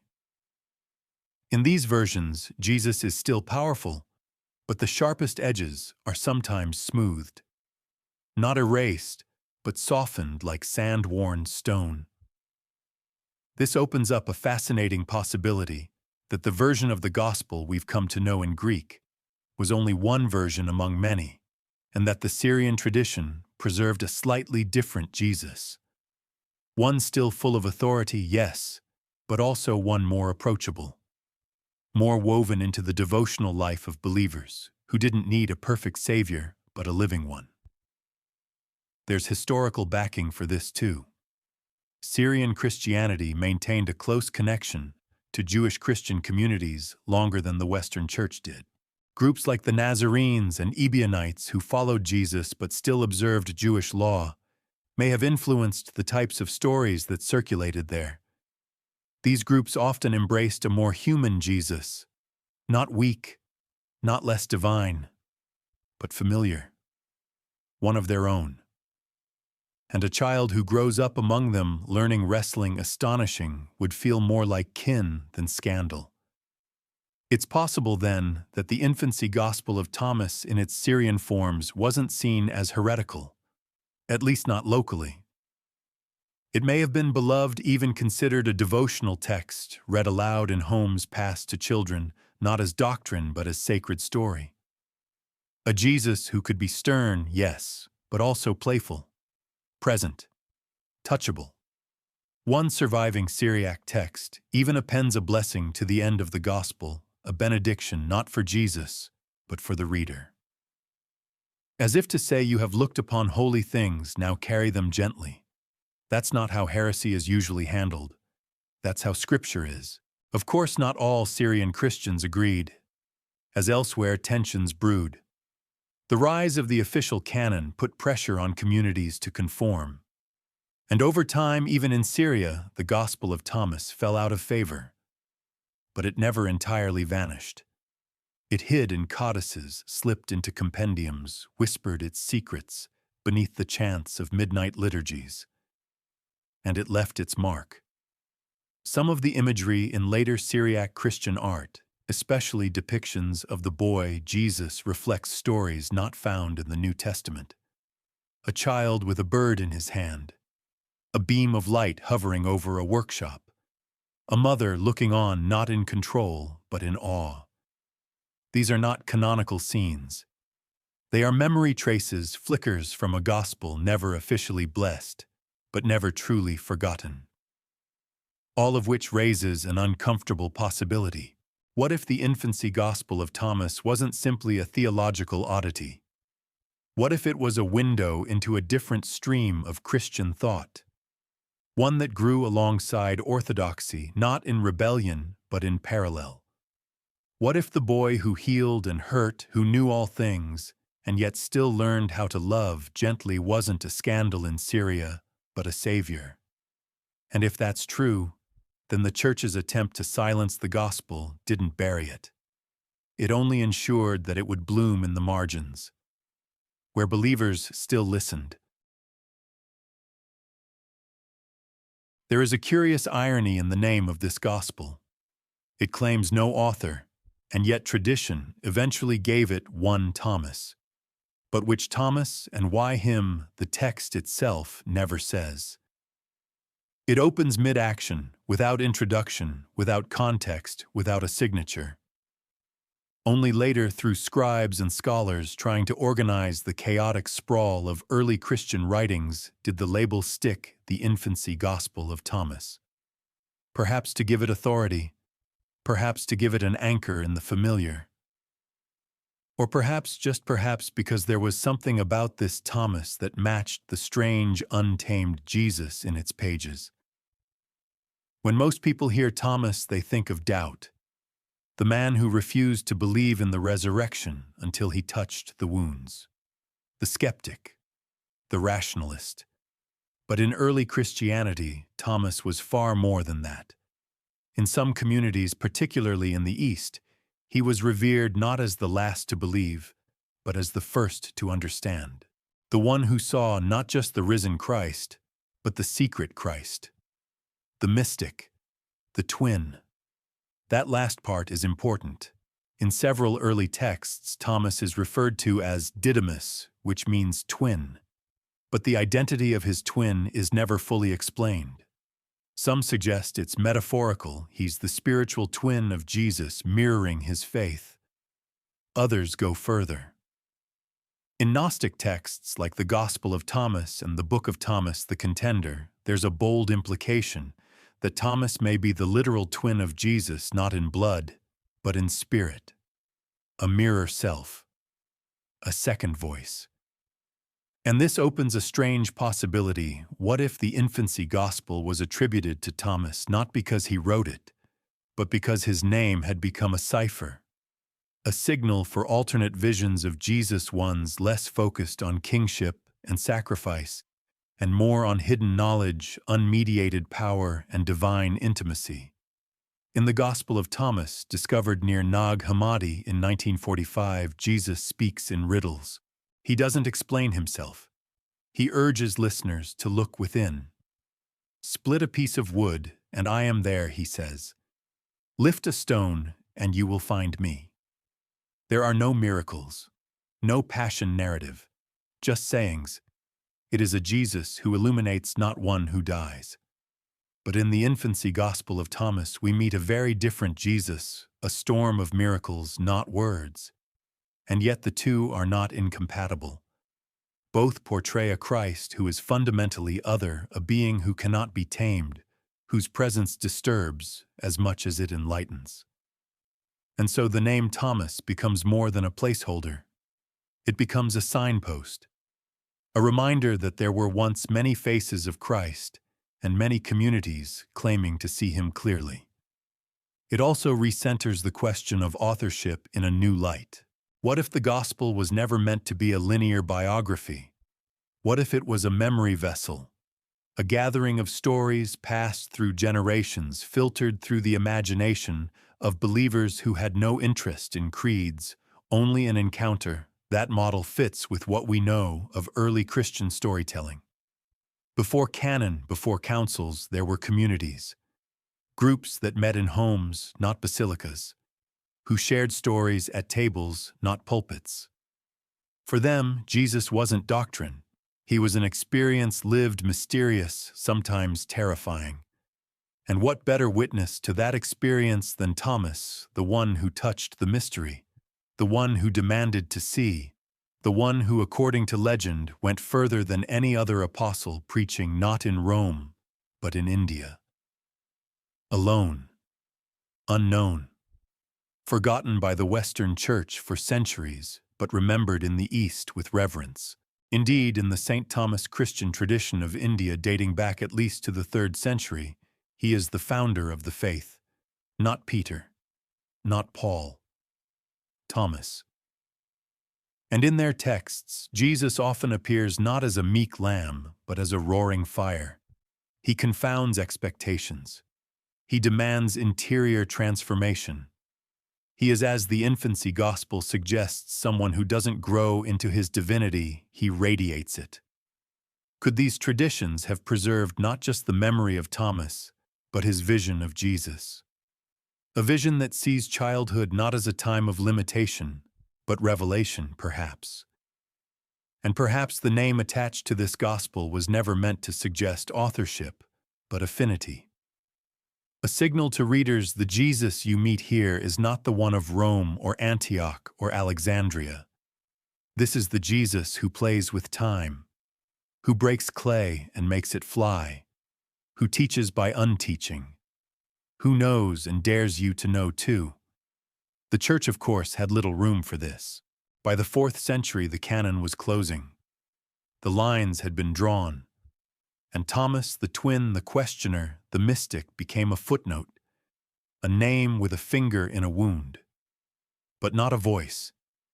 Yet his name survived, attached to a gospel that no council ever blessed, a gospel filled with lightning and silence, death and mercy, childish tantrums and impossible miracles, a gospel that refused to behave, just like its subject. And perhaps, just perhaps, that's the most Thomas thing of all. When Constantine rose to power in the early 4th century, Christianity found itself catapulted from the catacombs to the palace gates. What had once been a scattered, persecuted movement became the favored faith of an empire. And with imperial favor came a new obsession order. Until then, Christian texts floated in a wide sea of stories, some shared, some whispered, some outright conflicting.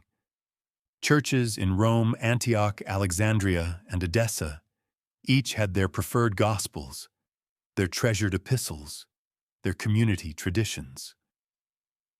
There was no universally agreed upon New Testament. There was just a growing stack of scrolls, each vying for authority. Constantine didn't care about theological nuance. He cared about stability. The empire needed one God, one faith, one book. And so began the canon wars, not with swords, but with ink, silence, and exclusion. It's no accident that the first recorded attempt at creating an official Christian canon, the Festal Letter of Athanasius in 367 CE, came just decades after Constantine's conversion. The letter doesn't just recommend books, it forbids others. And among the forbidden are texts described as apocryphal writings read by the curious, the naive, and the heretical. The Infancy Gospel of Thomas would have been squarely in that pile. It's not that the church didn't know about it. Quite the opposite. The gospel had already spread far and wide, copied in multiple languages, retold in sermons adapted into local folklore. Its stories, especially the clay birds and early miracles, had gained surprising traction. Even the Quran would later echo them. But institutional Christianity had a different agenda. It wasn't just trying to define who Jesus was. It was trying to define who he wasn't. And the Jesus of the Infancy Gospel of Thomas, fierce, unpredictable, untamed, didn't fit the image being sculpted for state religion. The gospel lacked apostolic attribution. It raised theological questions the church didn't want to answer. It portrayed a Christ who struck people dead and rarely apologized. A Christ who didn't seem to care about fitting into the growing narrative of meekness and mercy. This wasn't the Jesus of imperial art draped in soft robes and offering benedictions. This was a holy wildfire contained in a child. Worse still, the text didn't cooperate with the church's emerging doctrine of incarnation. If Jesus was always fully divine and fully human, as the councils would soon affirm, then his life had to reflect that perfect balance. The idea of a divine child who killed out of irritation didn't just strain theology, it shattered it. And so, like many other early Christian texts that didn't make the cut, the Infancy Gospel was quietly exiled. But Constantine's canon wars weren't waged with censorship alone. The more effective weapon was prestige. Official texts were copied by imperial scribes, read aloud in churches, decorated with gold leaf and bound in velvet. Meanwhile, unapproved texts, no matter how popular, lost their status. Slowly, subtly, they were deemed childish, foolish, dangerous. Not because their readers were wrong necessarily, but because their Jesus was. And yet, even as the canon solidified through councils, proclamations, and scholarly consensus, the gospel refused to vanish. It persisted on the fringes. In monasteries and mountain villages, in languages the empire didn't speak. In illustrations carved into the margins of manuscripts, Jesus young and wild-eyed, speaking to birds. In storytelling circles, where grandmothers recited tales of a little boy who could command storms and raise the dead with a whisper. What Constantine's church couldn't destroy, it ignored. And the silence around this gospel became more deafening than any condemnation. It's worth remembering that in the same centuries, this gospel was being cast out of liturgy. It was also inspiring art and devotion. Byzantine icons, Armenian miniatures, and Coptic scrolls contain visual hints of the boy Christ, not just as shepherd or teacher, but as force. A being who stood outside the normal human arc of growth, who knew before he was taught. And the questions Constantine's canon tried to avoid, they never really went away. Can God grow? Can power and love coexist in a child? Can holiness be terrifying? The Infancy Gospel of Thomas didn't answer those questions. It embodied them. It gave early Christians a picture of Jesus that was not filtered through creed, but through awe. And for an institution now tasked with preserving order, awe was a liability. It wasn't that this gospel was found to be false. It was found to be inconvenient. And so, as the church gathered to enshrine orthodoxy at Nicaea, at Chalcedon, at Constantinople, this text was left behind. Not condemned like the Gospel of Judas, not ridiculed like the Acts of Paul and Thecla, just set aside. Like a dangerous toy no one wanted to throw away. But someone kept playing with it. And centuries later, we still are. Because even under Constantine's shadow in the golden halls of a newly Christian empire, the image of a child who speaks stars into motion and bends time with a breath still lingered. Not in the center, but at the edge, waiting. He had a sharp mind, a vast library, and a knack for getting into theological trouble. Origen of Alexandria, born in the late 2nd century, was one of the most brilliant and controversial thinkers of early Christianity. He wrote thousands of pages, developed complex arguments about the nature of Christ, the soul, and salvation, and pushed the boundaries of orthodoxy long before orthodoxy had hardened into something that could even be pushed. But when it came to certain topics, certain stories, even Origen stayed quiet. And silence for someone like him was a statement. Among the many things Origen had opinions about, and he had opinions about nearly everything, he seemed to treat the Infancy Gospel of Thomas like a trapdoor. He didn't name it directly. He didn't dissect it line by line as he did with other apocryphal texts, but he knew of it. He had to. The stories it contained were already circulating by his time. The clay birds, the dead child revived to prove Jesus didn't kill him, the miracles that looked more like curses than blessings, and in his homilies on Luke, Origen hints at such stories with disdain. He warns his audience against the childish fantasies some people tell about Jesus' early life. We should not believe he writes those fables which are published in the name of Thomas the Israelite. A vague swipe, sharp enough to register, soft enough to slip past censors. But he offers no details, no rebuttal, no engagement. Which is odd because Origen loved engagement. He took on heresies with relish. He argued with pagans, Jews, Gnostics, and even fellow Christians. He debated the pre-existence of souls and the eventual salvation of all beings, even the devil, in some of his bolder moments. But this gospel, he waved it away with a flick of his rhetorical hand. Perhaps because he understood the danger. Not the danger of people reading it, but of people liking it. Because the Infancy Gospel of Thomas did something very few texts dared to do.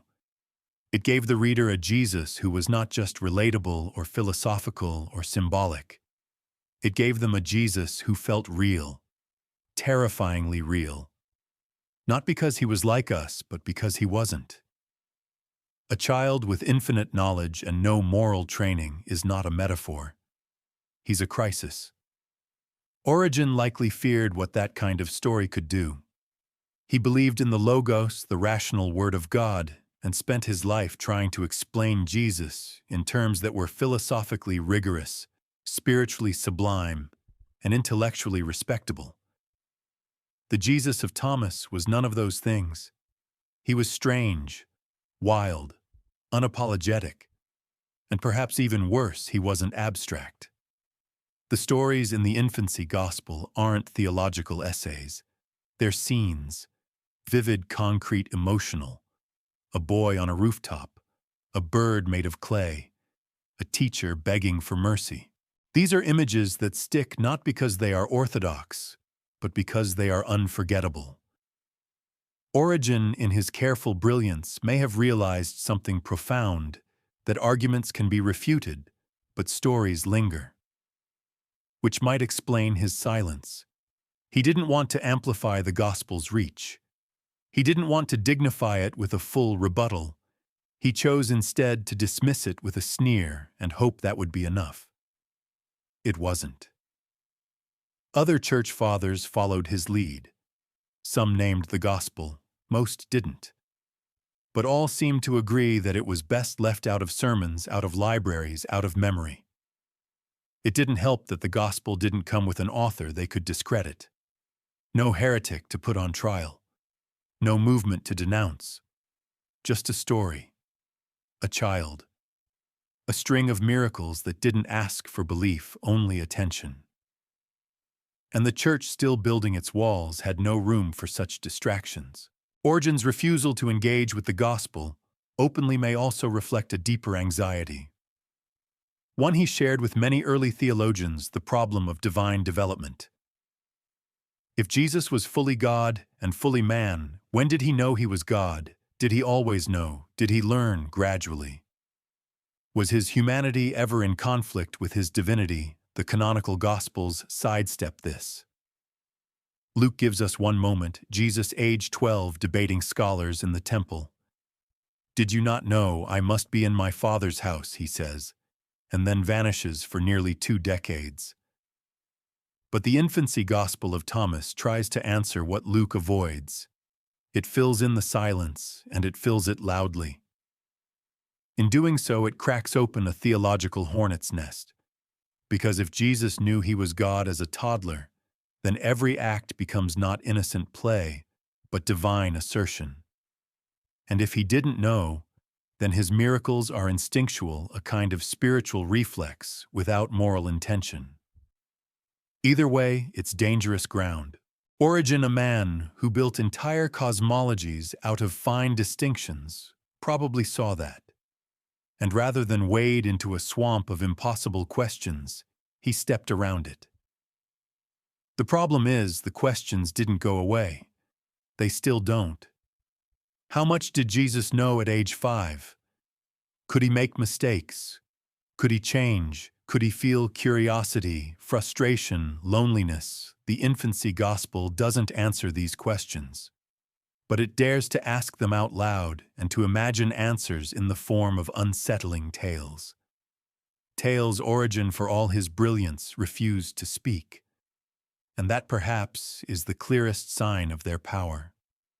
Even the greatest Christian mind of his age could not look the child Jesus in the eye and say what he really thought. So instead, he looked away. It's the most famous image from the Infancy Gospel of Thomas. A small boy kneeling in the dirt, shaping birds from clay. Not toys, not sculptures. Living, flapping, feathered birds. 12 of them, one for each tribe of Israel, or each apostle, depending on which commentary you prefer. He molds them with his hands carefully, deliberately, and then he speaks. A word, maybe 2. And the birds leap into the air. It's beautiful. It's also technically illegal. Because according to the story, it's the Sabbath. No work is permitted. Certainly not sculpting, not animating, not performing acts that might be interpreted as divine.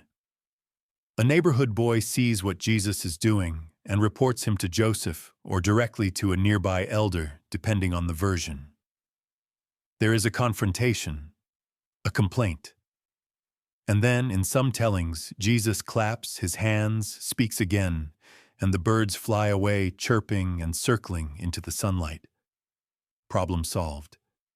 Or perhaps problem compounded, because the miracle on its surface is gentle, joyful even. There is no death, no punishment, just life conjured from mud. But the act carries weight. Not just theological, but literary. It's one of the few moments in this gospel where Jesus is unquestionably creative. Not reactive, not retaliatory. He's not correcting, scolding, silencing, or restoring. He's making, with his hands, with his breath, like someone else we know. Genesis begins with God forming Adam from the dust of the earth, breathing life into clay. That scene, central to Jewish and Christian cosmology, becomes a theological blueprint. And here in the Infancy Gospel we find a miniature echo. A child making creatures from clay, not as metaphor but as miracle. It's unsettling not because it's dark, but because it's so clear in its implications. This child doesn't just act like God, he creates like God. And that's what makes the scene so potent and so persistent. It appears in almost every version of the Gospel across every language. Coptic, Syriac, Greek, Latin, Armenian all retain this story. Not all include the same miracles. Not all preserve the same details. But the birds always stay. They are the Gospel's signature. In fact, the scene becomes so iconic that it migrates out of the apocrypha and into art literature and even other scriptures. By the time the Quran is written in the 7th century, the clay bird miracle appears again, this time in the mouth of Jesus himself. In Surah Al-Imran, Jesus says, "I make for you out of clay the figure of a bird, then I breathe into it, and it becomes a bird by Allah's permission." Same story, same miracle, different theology, but the spark remains. That cross-cultural survival is remarkable. Most apocryphal stories die quietly, especially ones so theologically awkward, but not this one. It is beloved, quoted, painted. There are mosaics in ancient churches showing young Jesus holding a bird, carvings in manuscripts, medieval plays where the boy Christ makes birds and sends them skyward to gasps from the crowd. Why this story? Because unlike the darker miracles, the deaths, the curses, the blindness, this one breathes wonder. It invites awe, not fear. It reveals power, but also play. And it offers a glimpse of divinity that isn't veiled in judgment, but delight. Still beneath the charm lies the same unsettling tension that runs through the entire gospel. The boy is still bending the Sabbath. He's still flaunting laws. He's still operating outside the boundaries of tradition. His miracle is soft, but his defiance is sharp. He is not meekly learning obedience. He is asserting divine privilege. In that way, the birds are more than symbols of creativity. They are proofs, evidence of Jesus' nature performed without ceremony, without permission, without apology. He doesn't ask if he's allowed. He doesn't wait for a teacher to approve. He simply acts. And when challenged, when confronted about breaking Sabbath rules, his response is not an argument. It's flight. The birds now living ascend. It's a rebuttal without a word. A gesture of pure, unanswerable authority. Some scholars interpret the story as a narrative pivot, the moment the gospel starts to transition from wrath to wonder. Others see it as a clever theological rebuttal, a counter to Jewish accusations that Jesus disregarded the law. Here, he doesn't just break it, he transcends it, not to diminish the Sabbath, but to redefine it. Still others see layers of symbolism. The 12 birds representing the 12 apostles, animated by the breath of Christ, or the tribes of Israel, dead clay brought to life. or humanity itself made from dust given wings. But to a child listening to this story by candlelight, or a monk copying it into vellum in a windswept cell, the meaning is simpler. Jesus made something fly. He touched dirt and turned it into joy, and for a gospel so often obsessed with fear and consequence, that brief flicker of levity becomes precious. It shows that power can also be beautiful, that God even in childhood can create not just to impress, but to play. This miracle may also be the gospel's way of softening its own image, a way of saying, yes, the boy has wrath. Yes, he punishes, but he also delights. He also makes. He doesn't only destroy, he lifts. And maybe, just maybe, this is where the two halves of the gospel meet, where the fire of early miracles and the grace of later ones converge. In a child's muddy hands, in birds that shouldn't live but do, in a moment that says he is not like us, but he is here. And when he claps his hands, the world moves.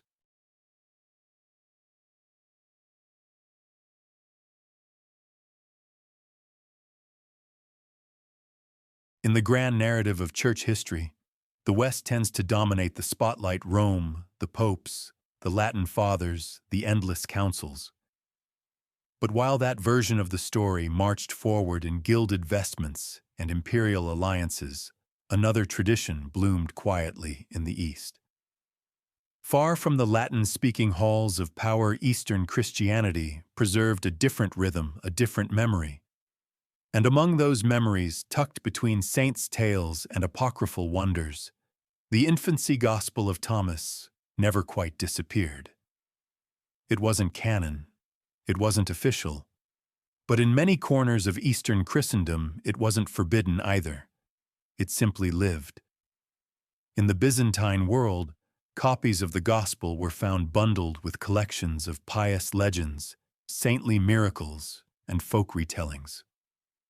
The text was rarely treated with the hostility it received in the Latin West. There were no great anathemas hurled at it, no bonfires of scribal indignation. Instead, it circulated in monastic libraries and private collections, often alongside hymns and moral stories. Sometimes it was even read aloud, not as doctrine, but as devotion. In Armenia, versions of the Infancy Gospel appear in manuscripts dating back to the Middle Ages. The stories are sometimes altered, trimmed, or softened, but they remain unmistakably tied to the Thomas tradition. In one version, the boy Jesus helps build a bridge and repairs it with a touch. In another, he blesses a tree that bears fruit in winter. The edges are gentler, but the core idea, a divine child at work in the world, remains. And in the Coptic tradition, particularly in Egypt, stories from this gospel wove themselves into local beliefs about the Holy Family's flight into Egypt. Jesus, Mary, and Joseph weren't just passing through. They were remembered as having stopped blessed wells, bent palm trees for fruit, and left footprints in stone. While not all of these episodes appear in the Infancy Gospel itself, the spirit is the same: a miraculous child who transforms everything he touches, a presence that marks the landscape forever. In Ethiopia, parts of the Infancy Gospel were absorbed into the miracles of Jesus literature, a broad genre blending biblical accounts with apocryphal expansions. There, Jesus as a child is more than a boy. He is a cosmic actor cloaked in smallness, a thunderstorm in sandals. He corrects, protects, and performs deeds that blur the line between myth and memory. What's striking is that in all these traditions, the gospel isn't treated like dangerous heresy. It's treated like sacred folklore stories, too strange to be preached perhaps, but too precious to be lost. They were passed down by monks, sung in lullabies, illustrated in manuscript margins. They were whispered to children who needed to believe that the divine could be close. And not just close, small. In these traditions, Jesus is not always meek or mild. He is holy, yes, but also capable of unsettling acts. He doesn't always comfort. Sometimes he confronts. Sometimes he confuses. But he is present, and that presence is not bound by doctrine. It spills over into art song and sacred imagination. Even the structure of Eastern Christianity helped this gospel survive. In many Orthodox communities, the line between canonical and non-canonical wasn't always as rigid as it was in the West. There was room for holy stories that lived outside the liturgy. Saints' lives were full of visions, dreams, and conversations with angels. Why not one more story about the boy who would become Christ? This flexibility extended to iconography too. While the Latin West leaned toward uniform depictions of Jesus, the Good Shepherd, the crucified, the Pantocrator, Eastern icons occasionally dared to paint him as a child, at play forming birds, touching trees, carrying water that shimmered with light. These were not doctrinal images. They were devotional ones, visual prayers, echoes of stories whispered in centuries-old halls. Of course, not every community embraced the gospel. Some scribes added marginal notes warning against taking the stories literally. Some versions edited out the more violent miracles, no rooftop deaths, no struck-down teachers, just birds and blessings. But even those edits speak volumes. They didn't burn the manuscript. They edited it. They wanted the story, just not all of it. There's a peculiar power in that kind of survival. To live not as law, but as legend. To remain not because you were required, but because you were loved. That's what the Infancy Gospel of Thomas achieved in the East. It threaded itself through memory, not mandate. Through imagination, not institution. And perhaps that's why it lingers. In a world increasingly dominated by systems and creeds, there's something irresistibly human about a gospel that doesn't try to explain everything. That simply presents a child wild and wondrous, reshaping the world, with gestures both frightening and kind. That gospel didn't need a pulpit. It had a heartbeat. And in the East, that heartbeat never stopped.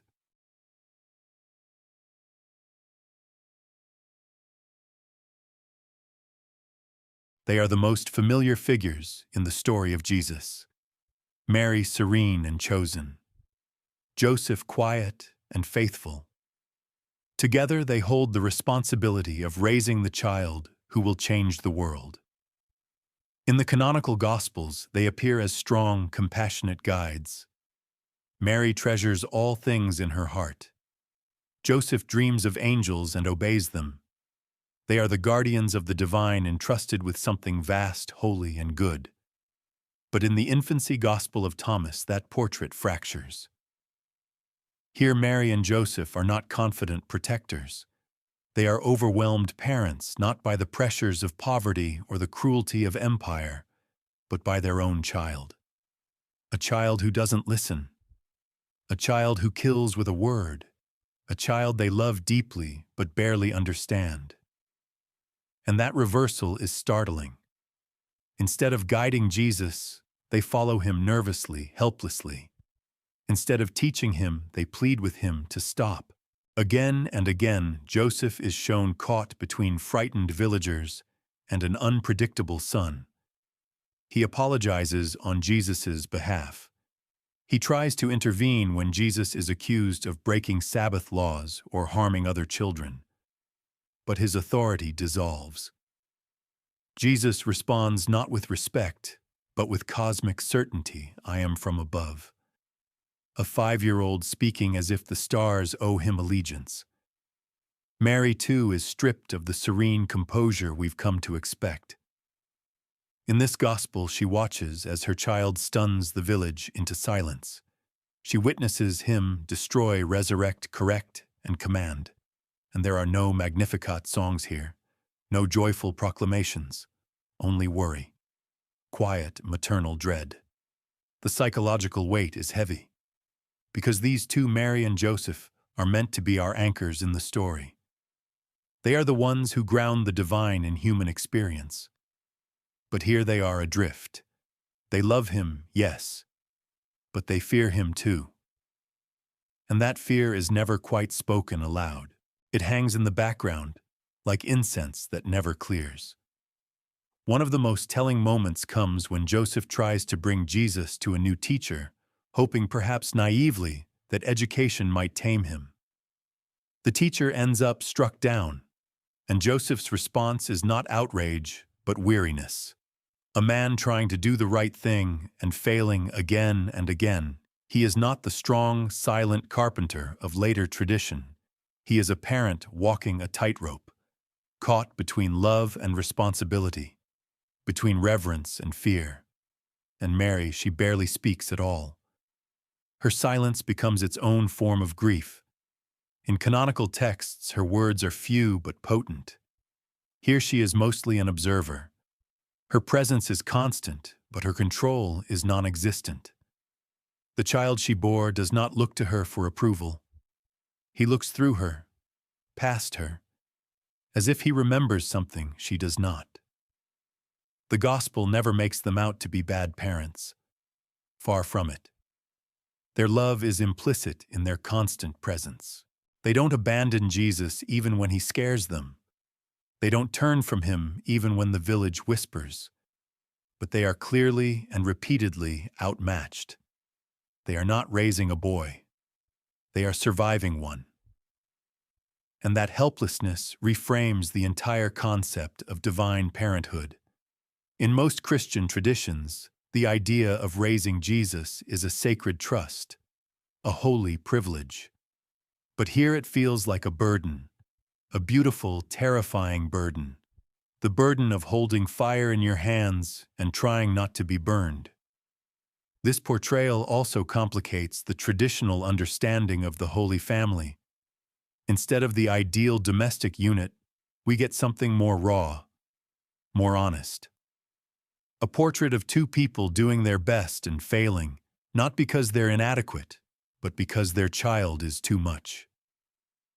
And perhaps that's the most humanizing aspect of all. Because in the end, isn't that the experience of parenthood trying to shepherd someone whose essence you can't control? Watching them change the world in ways you never expected, being proud and afraid, and always, always trying. There's a subtle echo here of stories from older traditions. In ancient myth, mortals who raised gods or demigods often suffered. They loved their divine children, but those children outgrew them. Sometimes literally, sometimes violently. In these stories, power isolates, and love, even deep, sincere love, isn't always enough to bridge the gap. The Infancy Gospel of Thomas seems to understand this. It doesn't mock Mary or Joseph. It shows their fragility, their devotion, their helplessness. And it lets us sit in that tension without resolving it. It dares to ask, what does it really mean to raise a God, and what happens when he no longer needs you? There are rules, always. Whether whispered by tired parents or carved into the stone of Mount Sinai, rules are how humans make sense of the world and how we teach children to live in it. Don't hit, don't steal, say thank you. Wait your turn. Ask before touching things. Every child, no matter how loved or exceptional, is shaped through correction, through consequences, through the guiding hands of those who came before. But what if the child doesn't need guidance? What if he made the hands? In the Infancy Gospel of Thomas, this question pulses beneath every scene. It is not just about a powerful child. It is about a child who cannot be taught. Not truly. Not in the way we understand it. Jesus doesn't grow wiser through instruction. He asserts wisdom. He doesn't ask to be shaped. He shapes others, and often without warning. Still, Mary and Joseph try. They try to discipline him, to set boundaries, to stop the bloodshed and soften the judgment. They try to explain, plead, coax. but it never works the way it's supposed to. Because in this gospel, Jesus doesn't misbehave, not in the normal sense. He doesn't lie, cheat, or sneak. He doesn't break rules out of rebellion. He breaks them because they were never his. One of the most revealing moments in the text comes when Joseph takes Jesus to a teacher again, hoping against hope that this one might succeed where others failed. The teacher begins with the alphabet, probably trying to build a foundation for reading the Torah. He speaks slowly, encouragingly, and Jesus interrupts. He questions the teacher's understanding of the very first letter Alpha, asks whether the teacher knows its hidden meanings, then calmly declares that no one can teach him what he already knows. When the teacher insists, Jesus doesn't argue. He acts, and the teacher is silenced, humbled, in some versions paralyzed. Joseph, watching this unfold, doesn't scold Jesus. He doesn't beat him or drag him away in shame. He simply begs, "Please," he says, "don't do this." It's not a command. It's a confession. Joseph has no power here. He is trying to discipline the wind. This scene, small as it is, pulls the entire gospel into focus, because it makes clear that this child is not just misunderstood. He is fundamentally unmanageable. You cannot put him in a timeout. You cannot threaten him with consequence. You cannot even teach him how to behave, because his behavior is a reflection of a knowledge you do not share. And yet the gospel wants you to feel the instinct to correct him. It wants you to sit in that uncomfortable place where divine omniscience wears the face of a 5-year-old who just frightened a neighbor to death. It invites you to imagine what it would really mean to raise a God. And the truth is, it would be terrifying. Because every time he acts out, you must ask, is this misbehavior or judgment? When he breaks something, is it a mistake or a sign? When he hurts someone, is he angry or revealing truth? These questions don't arise in the canonical Gospels. By the time we meet Jesus, there he is composed. Purposeful, he rebukes, yes, but he also forgives. He teaches, heals, weeps. His authority is matched by his empathy. But the child in Thomas is still in formation. His empathy flickers, present one moment, absent the next.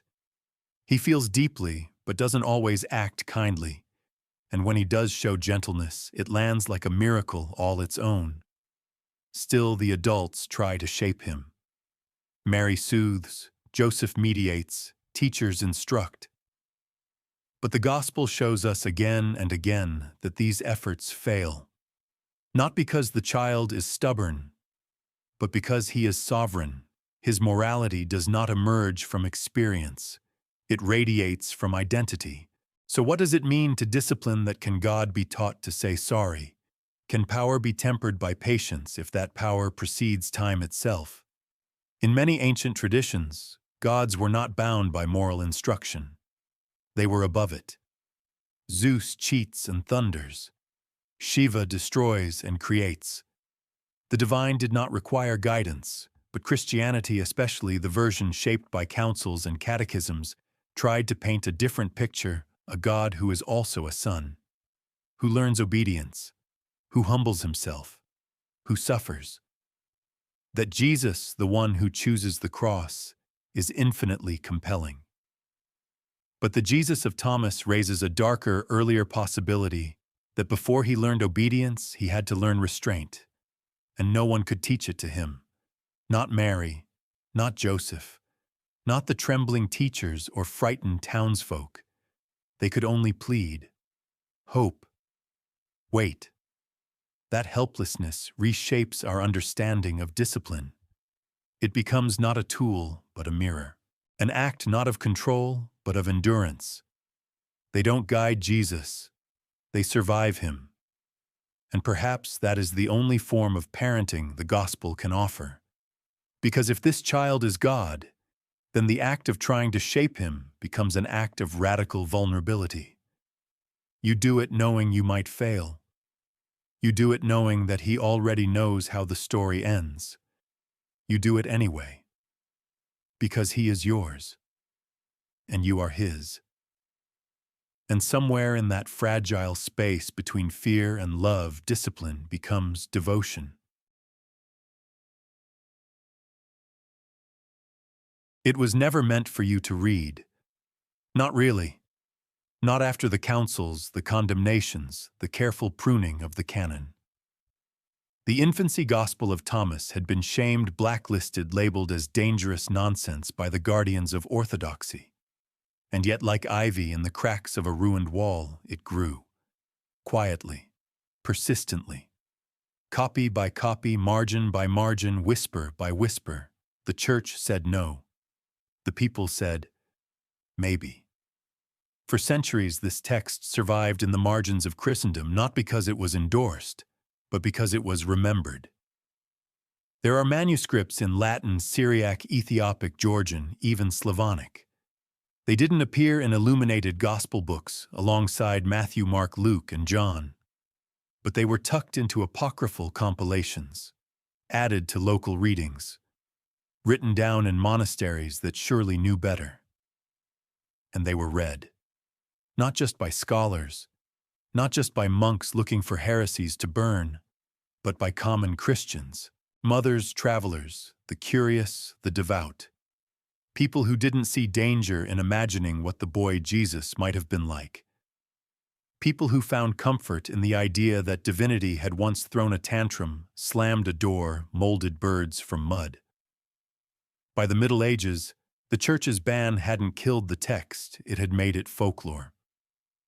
In the Latin West, the tale of Jesus forming clay birds and bringing them to life endured in popular imagination. You can find echoes of it in miracle plays, folk tales, even church art. One church in Italy, built long after the Council of Trent declared apocryphal texts officially off-limits, still features a mural of the boy Jesus, smiling mischievously surrounded by animated birds. Not exactly orthodox, not exactly rare.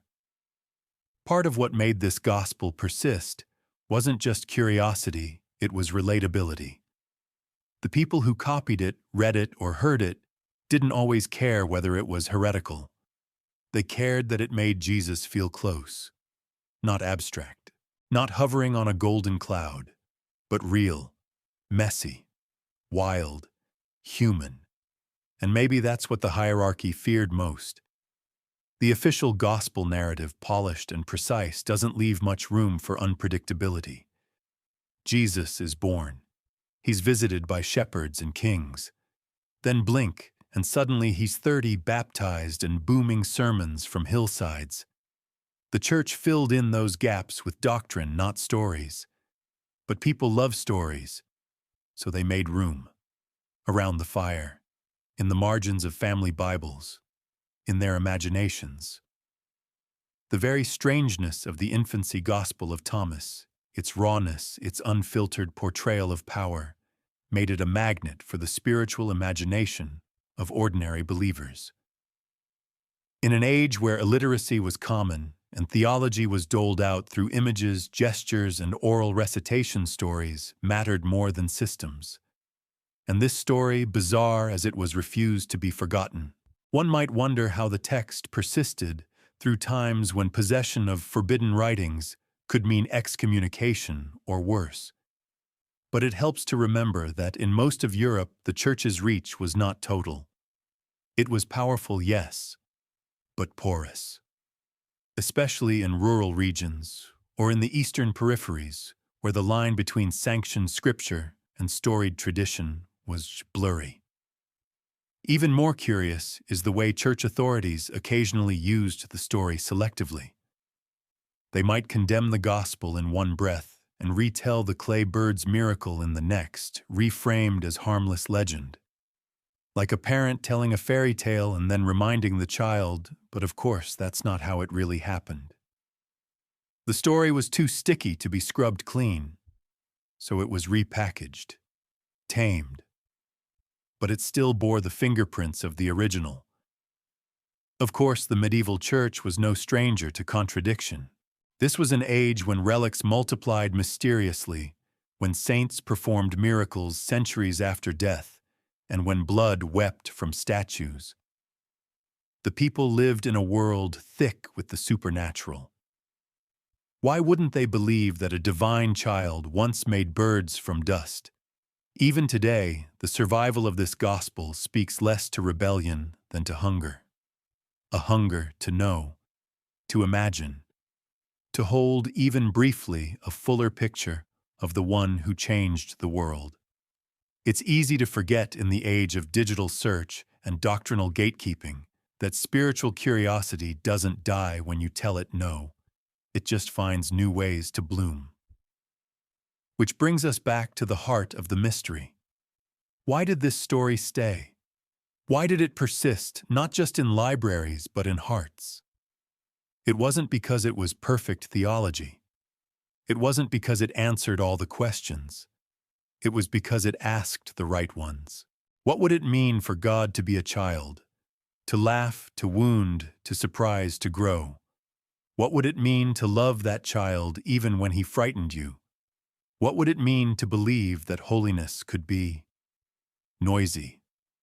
And perhaps, just perhaps, the people who treasured this story didn't need the church's permission. They already knew what stories were for.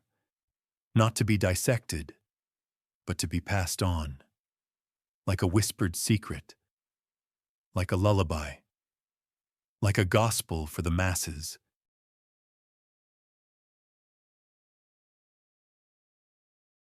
The silence in the canonical Gospels is striking. From the moment the Magi disappear and the family flees to Egypt, to the instant Jesus reappears at the Jordan River decades later, there is almost nothing. A single adolescent scene in the temple, then silence. For nearly 30 years, the story of the Son of God simply vanishes.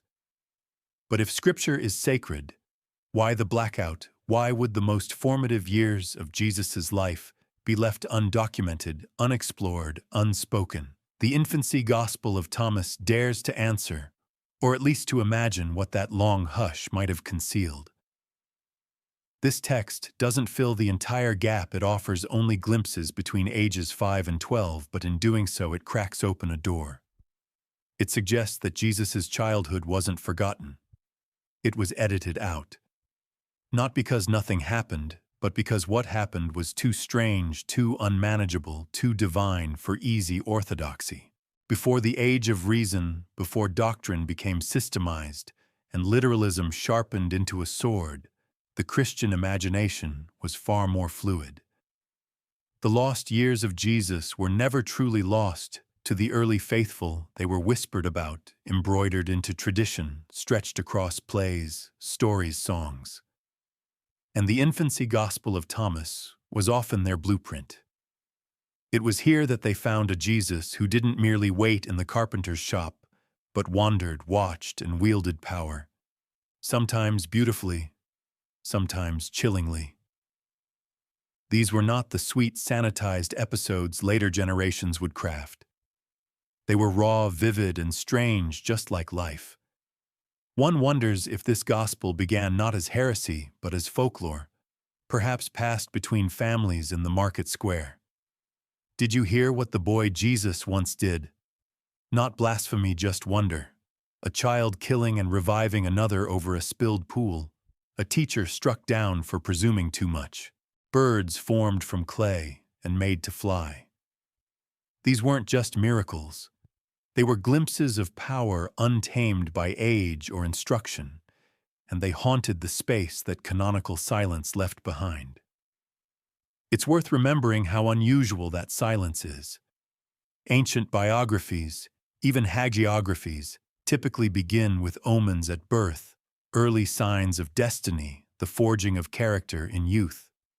Whether the subject was emperor, philosopher, or prophet, their early years mattered. Yet Jesus, the most consequential figure in Christian tradition, is portrayed as emerging fully formed at 30, his earlier life a sealed box. The Infancy Gospel of Thomas rattles that box. By offering stories that live in the missing years, the text implicitly challenges the canonical erasure. It doesn't just ask what Jesus did as a boy, it asks why that question makes people uncomfortable. Why does the idea of a learning, feeling, reactive divine child provoke such anxiety? Of course, these stories aren't seamless. There are inconsistencies, contradictions, abrupt tonal shifts. At times the boy seems playful, at others ominous. The very lack of polish may be what gives the text its strange authenticity. These don't feel like propaganda. They feel like stories remembered, altered, reshaped by many voices over time. They feel human. And therein lies their quiet rebellion. Because to imagine Jesus with scraped knees, with anger, with mistakes and apologies, to imagine a boy with the weight of omniscience but the impulses of youth, is to pull divinity down into the dust, to make God near. Not just metaphorically, but emotionally. In the clay and the tantrums, in the odd silences and terrifying outbursts, this Jesus becomes less distant, not less holy, but less unreal. That's not to say the stories are easy to digest. Many readers, past and present, recoil at the harshness of some episodes. The divine child cursing others, striking down elders, acting not with wisdom, but with reaction. It's unsettling. But unsettling things often linger longer in the soul. And perhaps that's why the text survived, not because it was comfortable, but because it wasn't. One tale often overlooked involves a child falling from a roof. The villagers blame Jesus. He denies it, revives the child, and the boy testifies to his innocence. It's a moment of tension, but also of moral development. The boy who once lashed out begins to understand justice. He doesn't just wield power, he begins to guide it. And that evolution, if we dare call it that, is what gives this text its quiet potency. It implies a journey. It suggests that even Jesus, in some mysterious sense, grew not just in stature, but in spirit. That God, when made flesh, might have walked a longer path than we imagine. A path with stumbles, tempers, awkward silences.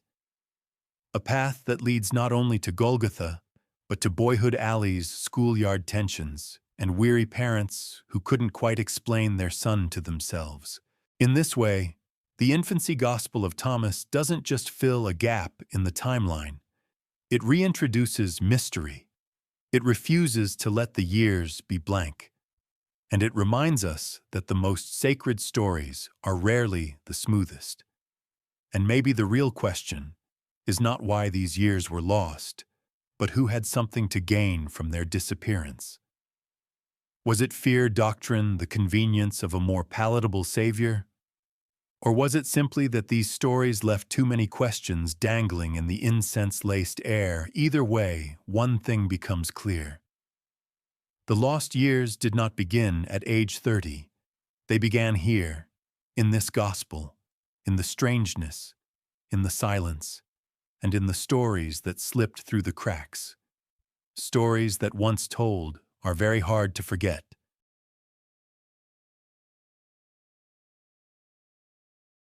There is something quietly unsettling about a child who understands too much.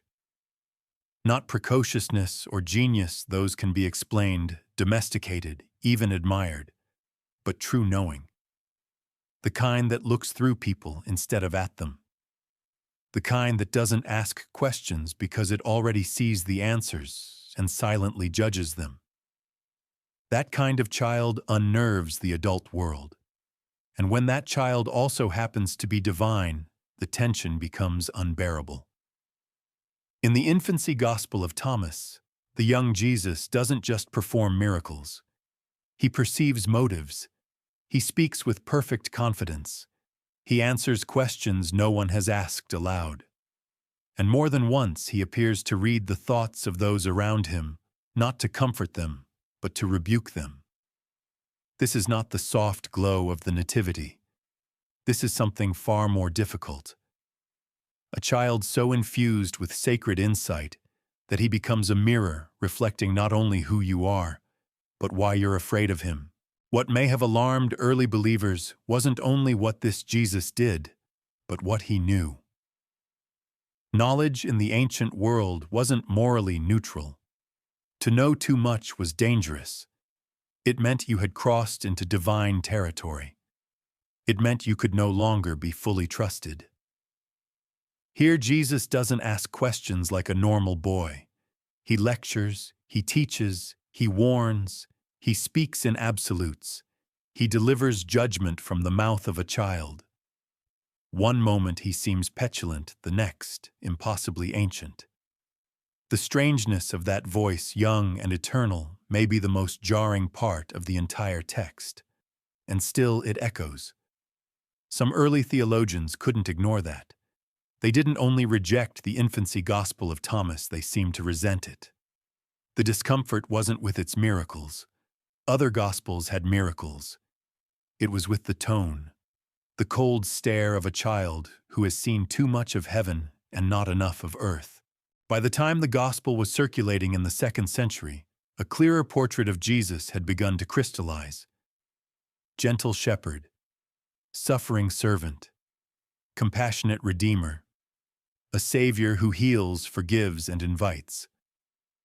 That version of Jesus was safe, consistent, controllable. He didn't frighten his teachers. He didn't kill and resurrect schoolmates. He didn't correct rabbis with the eerie authority of a cosmic judge. He certainly didn't glance into a man's eyes and lay bare the secrets of his heart, all before puberty. The Infancy Gospel of Thomas offered a version of Jesus that was harder to love, but impossible to ignore. And maybe that was the problem. Because a child like that doesn't fit easily into doctrine. You can't reduce him to a creed or a catechism. You can't slap a halo on him and tuck him neatly into the Christmas pageant. This is a child who feels alien, uncontainable. Not because he is evil, but because he is something else entirely. And that frightens people. The psychological discomfort of this text is often brushed aside in theological discussions. But it deserves attention. For many readers, the boy Jesus in this gospel is not simply confusing, he's emotionally disturbing. He doesn't behave. He doesn't reassure. He doesn't grow in ways we expect. He hovers like a ghost of infinite wisdom trapped in the awkward cage of a child's body. There's a scene in the gospel where a man bumps into Jesus and is struck down for it. No warning, no grace, just a divine reaction. Moments later, the boy reverses the curse and revives the man. It's not the act itself that's so shocking, it's the mood. The chilling calmness with which Jesus enforces justice and then undoes it. It suggests a morality we don't understand, a logic beyond empathy. And that makes the young Jesus feel, dare we say it, alien. That word might seem blasphemous, but it's important to remember the divine has always been a little alien. The burning bush that speaks, the angelic messengers who terrify shepherds, the face Moses cannot look upon. Holiness is not always warm. Sometimes it's simply overwhelming, and perhaps this gospel preserves a sliver of that primal awe. The awe that comes when the infinite brushes against the finite, and the finite isn't ready. And maybe that's why the gospel had to go. Because what if the child Jesus in these stories wasn't a mistake or a heresy or a literary aberration, but a warning not of cruelty, but of proximity, of how close the divine actually came, and how uncomfortable that closeness really is. It's easy to sing lullabies to the baby in the manger. It's harder to stare into the eyes of a 5-year-old who sees you not your clothes, not your status, not your reputation, but you. Your envy, your doubt, your quiet hatred, your weariness, and then decides what to do with you. What does it mean to say that the Word became flesh if we cannot imagine that flesh growing, stretching, colliding with the world in unpredictable ways. The boy in this gospel is not gentle, but he is real, or at least real in the way that all myths hint at something true beneath the surface. He's the child we imagine in moments of unease, the child who speaks too wisely, who sees too deeply, who doesn't need to ask your name because he's already speaking to the part of you that names don't reach. That kind of child doesn't make it into stained glass. But maybe he should, because if this gospel teaches anything, it's that incarnation isn't tidy, that the act of becoming human might have included all the awkwardness, all the shadow, all the jagged tension that real childhood contains. And in that tension, there might be a truth worth remembering. Not because it's comforting, but because it's honest. It survives like a whisper in the rafters of Christian memory, a text so quiet it almost vanished, so strange it was nearly erased, so persistent it still somehow endures. The Infancy Gospel of Thomas is not one of those apocryphal writings that sits politely on the theological margins. It demands attention, not because it offers new doctrine, but because it refuses to flinch. By now you've followed its story line by line, miracle by miracle, tension by tension. And yet even after all this time, something remains unresolved. Why does this gospel exist at all? It isn't attributed to a reliable apostle. It wasn't widely accepted by any major council. It wasn't cited with approval by the early church. In fact, it was condemned hidden and mocked. The church fathers treated it like a blemish, one best left unspoken, lest others become infected. And still it spread. Monks copied it. Families read it. Curious minds tucked it into margins and manuscripts. No matter how often it was denounced, it refused to disappear. It raises a disquieting possibility. What if the gospel survived not in spite of its strangeness, but because of it? There's a kind of honesty in the text that the polished gospels avoid. The Infancy Gospel of Thomas doesn't try to make the boy Jesus lovable. It doesn't attempt to soften his anger or explain away his miracles or place his actions inside neat parables. Instead, it shows you a child who acts like a god, but also like a boy. A child who is both omnipotent and temperamental, who defends his honor with divine fury, who punishes with precision, who confounds every adult in the room not with childish misbehavior, but with cosmic certainty. You can see why it was suppressed. The official Gospels gave people something they could proclaim. This gospel gave them something they had to wrestle with. And wrestling isn't tidy. It doesn't end in doctrinal formulas or liturgical beauty. It ends in bruises, in silence, in unresolved awe.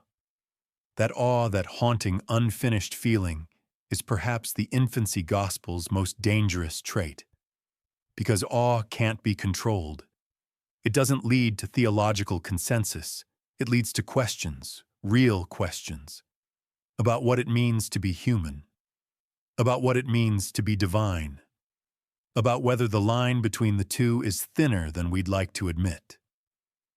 It's easy to dismiss the text as a theological embarrassment. That's what many scholars did. That's what councils encouraged. And yet even those who condemned it couldn't quite look away. They mentioned it, footnoted it, warned others not to read it, which predictably only made people more curious. We tend to assume that texts survive because they were accepted. But sometimes texts survive because they struck a nerve, because they scratched at something we weren't ready to articulate. Something buried, something raw. And maybe, just maybe, this gospel didn't slip through the cracks of history. Maybe it was preserved in them, a sliver of narrative wedged in the forgotten spaces between what we say and what we suspect. Between the Jesus we know and the Jesus we fear might be true. Not a monster, not a tyrant, but something stranger. A child too divine to hold, too wild to explain, too sacred to contain. That kind of story lingers, and so here we are, 2,000 years later, still whispering about it, still circling it, still wondering whether the boy who molded birds from clay might have molded something else too, a shadow gospel, a mirror to the stories we've kept and the ones we've lost. The Infancy Gospel of Thomas shouldn't exist, but it does. And the question isn't why it survived. The question is, what would we lose if it hadn't? There is something unsettling about a story that does not end neatly. A story that offers no resolution, no final verse, no triumphant exit into the sky. The Infancy Gospel of Thomas lingers not because it answers a question, but because it refuses to. It hums like a quiet note just beyond hearing, familiar yet warped, holy yet wrong, or perhaps just unfamiliar enough to feel dangerous. We saw a child whose hands shaped life from dust, whose words could kill, whose gaze made grown men tremble. And we saw a world unprepared for that kind of power. It is tempting to dismiss it all as folklore, as blasphemy, as a cautionary tale. But the text is older than most kingdoms, older than cathedrals and popes and doctrines. It persisted because someone needed it to, not to teach, not to worship, but maybe just to remember. In the end, there is no ceremony to close this story. No church bells, no choir, only the soft breath of a boy in sleep, a boy the world would call many names: Messiah, heretic, God, child. Tonight, let him be none of those. Let him be a boy who has wandered enough for one life. Let the dust of Nazareth settle around his feet. Let the birds he formed from clay nest quietly in the olive branches above. Let the fear and awe, the punishment and power recede like a tide going out. Let the questions fade with the candlelight, and let the boy sleep.